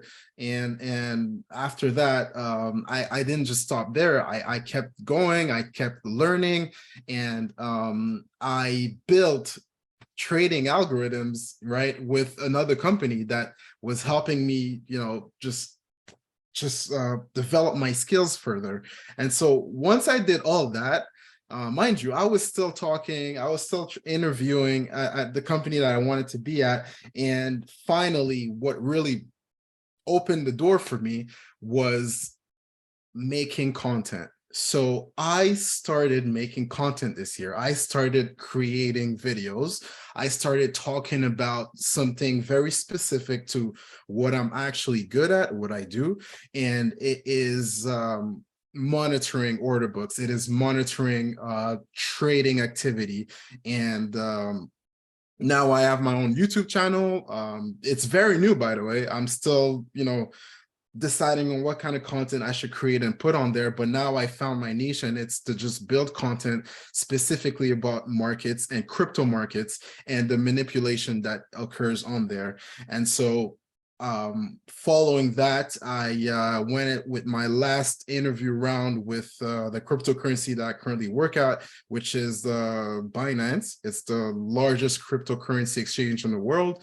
And my role there is to monitor order books, and I monitor trading activity, and I monitor many different types of things that could happen on the exchange that could essentially hurt people trading on the platform or the platform itself. So I manage risk. That's a big thing in what I do. And I manage a lot of what can go wrong essentially with the trading order books. And so yeah, manipulation is something that I'm looking to fight, and that's and I'm learning every day. I'm not an expert into this as of yet, but I'm quickly becoming an expert, just so you guys know. And so yeah, this is me, this is who I am. I'm currently in Brussels right now, where I met with a lot of my team, and I'm still involved in Bitcoin mining. It's just something close to my heart, and I am still looking to see what I can develop. And I'm looking at the continent of Africa, because Africa, like I said, this technology is for us. It's a technology that will help lift it out of poverty because of all of the wealth in natural resources and energy that it has. So Bitcoin mining can come in handy to help develop energy infrastructure in the country and in the continent. So that's me. That's who I am. And that was my presentation for you guys today. Makir, that's absolutely amazing and awesome. Funny story, Makir, if you could stop sharing, because it's showing us. Yeah, how do I stop sharing? Just a second. No worries. Yeah. It's just our lineup. It's just our lineup. So first of all, Makir, that's amazing. Some things you don't know about Makir. When I was doing the launch event for Airdrop, Makir took a 5-hour. Did you drive down? Or took a bus? I drove down, yeah. Drove down 5 hours my car. just to come to an event that was only about 3 to 4 hours long, because he wanted to be embraced with the community, especially people like, I'm going to highlight Alex Cote, who's been instrumental. Me and Alex used to do, and we still do it, one-on-one calls to help people through the interview process. And I think Makir can agree, there's a lot of things you didn't know about the interview process until you had that conversation. Which is awesome. And you just kept on learning, you kept on asking questions. But I think you'll agree that, hey, it's crypto. There's a lot of hurry up and wait. There's calls today, you get ghosted for 3 months, and then they tell you you need to be ready on site the next day. And I think one thing that we kept on telling Makir is like, stay true to who you are. Don't worry, don't focus on, oh, they don't want me because of this, or there's better candidates doing that. Trust me, it's crypto. People find jobs today, people leave jobs tomorrow. But if you're constantly putting out content and I love Adela's point here, is that you're creating your brand, regardless of whether they hire you or not.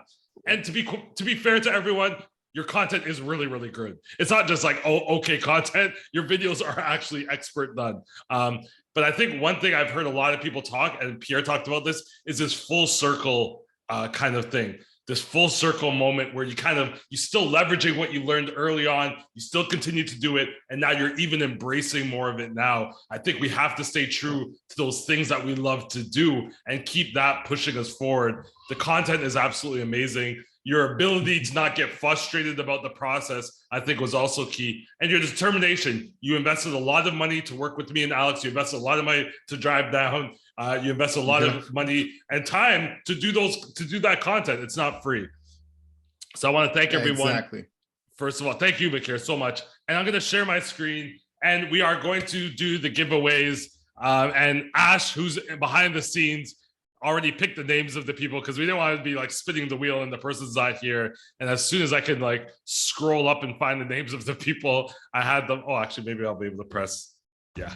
So the winner of either they could choose chain analysis CCFC program or the CRC program. And I don't want to butcher your name, but Alu Watson Abadimu. I'm going to go close there. You are the winner of the first prize. You get to choose which one you want, CCFC, CRC, who knows, you might even get both. Just send me a DM or I'll reach out to you afterwards. And our second winner, Evelyn Kawiti, you win the Manchester CF Financial Intelligence Specialist. This is like 14 courses in one, a ton of good. I always suggest Manchester CF because they have very, like, you want to know about correspondent banking, you could take a course on correspondent banking. And funny story, Kim Manchester, who runs Manchester CF, he reached out to me. I didn't ask him anything. He sent me a message yesterday, said, hey, listen, I'll donate one of my one of these specialists. Just tell me who the winner is. Simple, plain, no, like you have to do this in return. You have to promote me in return. Just simple, plain, how can I help?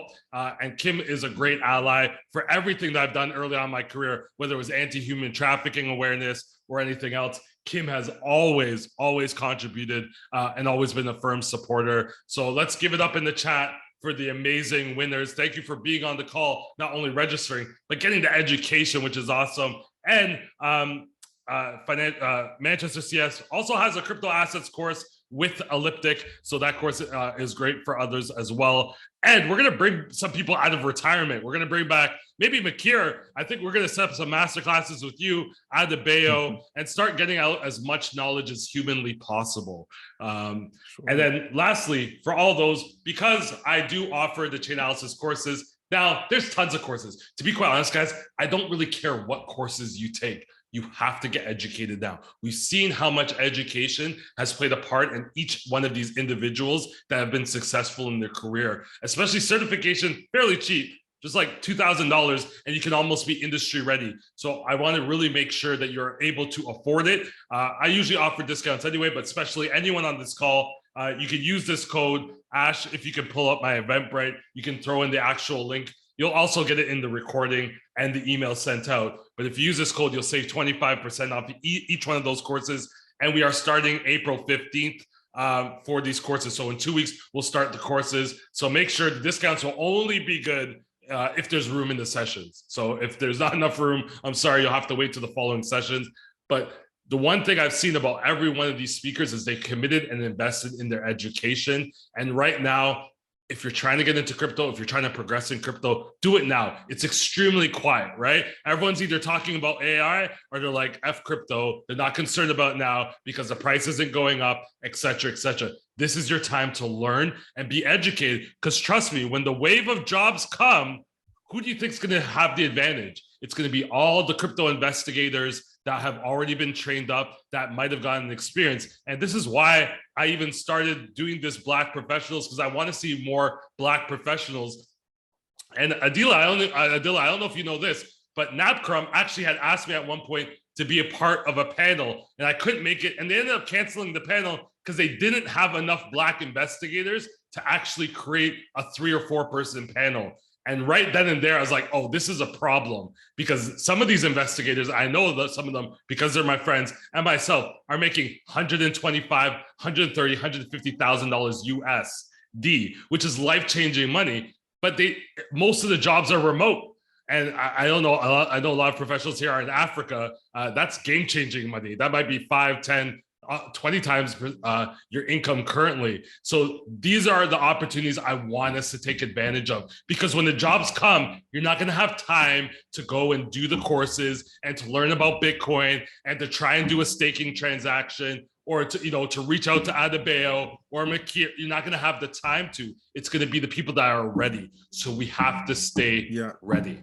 We have to stay ready. There's no other option at this point but to stay ready. So here's the discount codes. Reach out to me. There's been a ton of of my students. Ash is always here to support us on these sessions and becoming a trainer. So look out for these courses and others, but trust me, take advantage now while the price is cheap and while not that many people are worrying about getting certifications. When the wave comes, they're not gonna have time to wait for you to train up. Just like in traditional AML, they can't wait for you to study for 3 months, 4 months for the ACAMS. The positions are gonna be out there. You're gonna be like, oh, I wish I took advantage of it. And all of these speakers are telling you, take advantage of it now. And that's it.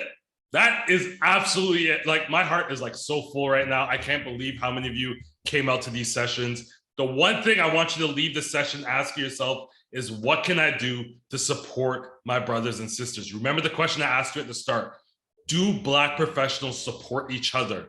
And it doesn't matter what you're doing, whether you're hiring, whether someone's reaching out to you, are you doing the most to support them? If, as our friend Ola Lakin said, they're showing ambition, if they're being authentic, if they're willing to learn. What I've realized a lot with this, and there's been a push since the George Floyd era, that Black professionals, we can't just be like, put up our hand and say, hey, we're Black, help us. That is not going to work. We have to show that we have a certain level of investment, a certain level of commitment. And trust me, I'll help anyone that has that level of commitment, anyone that has that level of commitment. I'll give you the courses, I'll get you the discounts, and Ash will tell you this, I'll put you on those spreadsheets at the top of the list for jobs, but you have to show that you're committed. And it doesn't take much. A little bit of volunteer work, we've seen help.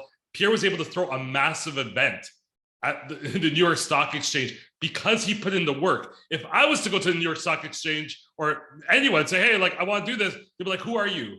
Like, great, you're on LinkedIn. That doesn't mean anything to me. But Pierre was able to show all the deposits that he's made. Remember, LinkedIn, life, career, everything is a value bank account. You're only going to be able to take out of that bank account what you put in. So start making those deposits now. You have hundreds of allies that were on this call today. You have hundreds of people that are all going to leave here empowered and feel good. And by next Tuesday, they're not going to be worrying about this. They're going to be worrying about what they have to eat for dinner. You have to push past that and be like, what am I going to do right now? What can I take from these sessions? What can I implement today? And what can I do to add value first?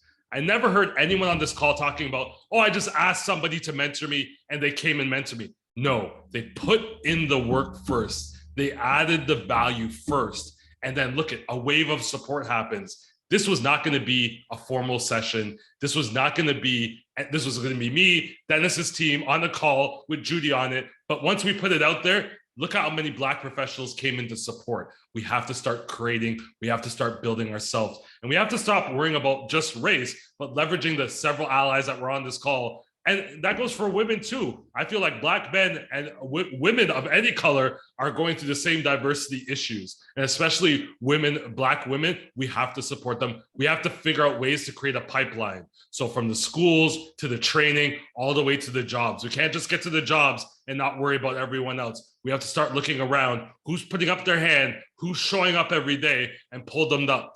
Ola Lakin's one out of how many law enforcement in Africa, but Ola Lakin's the one that they're resharing, they're putting on posts because he's putting in the work to meet people, to share about his learnings, and to post about the event. So I want everyone to post about this event, not just to promote AirDrop. I could care less if you even mentioned my name. I want you to promote, what did you learn? Who did you meet? And how are you going to support the next Black professional? I want this to be big, not for me, because the bigger it is, the more people are going to come and help. As I said, this started out as a 15-person session. We had 100 people plus on this call and over 200 registrants that might see the recording. We have to make this as big as possible, not for me, but for you and for the people around us. We have to rise the boat together. And this was just a great starting point. As I said, I get very emotional at the end of these sessions. And the only reason we pretty much stayed on time is because I did very little talking. And that's what I love. I want to thank all the speakers because all of them came with no agenda. They just wanted to support the community. Yeah. And they were all equally fantastic. I'm so impressed. I was a little scared. I'm like, some of them I don't know. Some of them I've never heard present. But I just knew in my heart and soul that these were the best professionals because they had the best intention. They weren't trying to sell themselves or their corporation or the products or services that they had. They were just trying to support the community. And that's how I knew it was going to be, that's how I knew it was going to be great. I want to thank Ash, because Ash asked me very little questions. She just goes and does the work. She just goes and support. And that's the mentality that we have to have. All the certifications in the world aren't going to save you if you don't have the mindset to bring value to other people. I guarantee it. And people is the game. The certifications, the work experience means almost nothing at the end of the day if you're not supporting other people, if you're not building out those meaningful relationships, and you have the opportunity to do it starting today. And I'm going to put it out here on paper. We are going to throw a networking event, have a couple more speakers, but they will be solely for the purposes of networking and meeting each other. But this was just a great way to hear everyone's stories. Thank you, everyone. I didn't look at the chat, so I just assumed everyone had a great chance. Go and share as much as you can about this event, about what you learned from the speakers. Tag the speakers, message them, tell them what they did specifically to impact you, and then go implement it. Don't just take this knowledge and be like, oh, this was great. I feel good Saturday, Monday, back to the grind. No, what can we do right now to change it? What can we do? How can we be bold like Pierre? How can we show our superiors like, hey, I want to do a presentation based on what I learned today and what we can do internally. Thank you so much to the public sector speakers, because I know how hard it is. Emma, Ashley, every single speaker, thank you so much.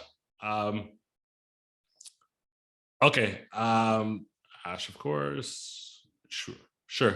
Ash is gonna take a couple screenshots. So if you're on camera, want to be on camera, jump in, and more people should be on camera, man. Like, Nadenza started the trend. Get your face out there. Smile. We gotta be out there. We gotta represent. We gotta smile more. We gotta show up more. Come on, we got beautiful faces, even if it's Saturday. I look terrible today. My man's driving. Look at him. He's driving. Look at him. He's trying to pay attention and drive. If there's an accident, don't tell your insurance company to call me, brother. it ain't not. Look at all these beautiful smiling faces. I love, guys. My heart is so full. Thank you all so much. Ash is going to take a ton of pictures for us. Alicia, it's so great to see you smiling. And thank you everyone in the chat for just making this hyped. I love it. I know some people had to drop off, some of the speakers had to drop off, but hey, when you get the best in the world, you can't keep them on for 3 hours. You gotta let them go, drop some nuggets and continue on with their day. Look at Pierre's even changed. He's out of the suit now. He's done. He's like, I'm done.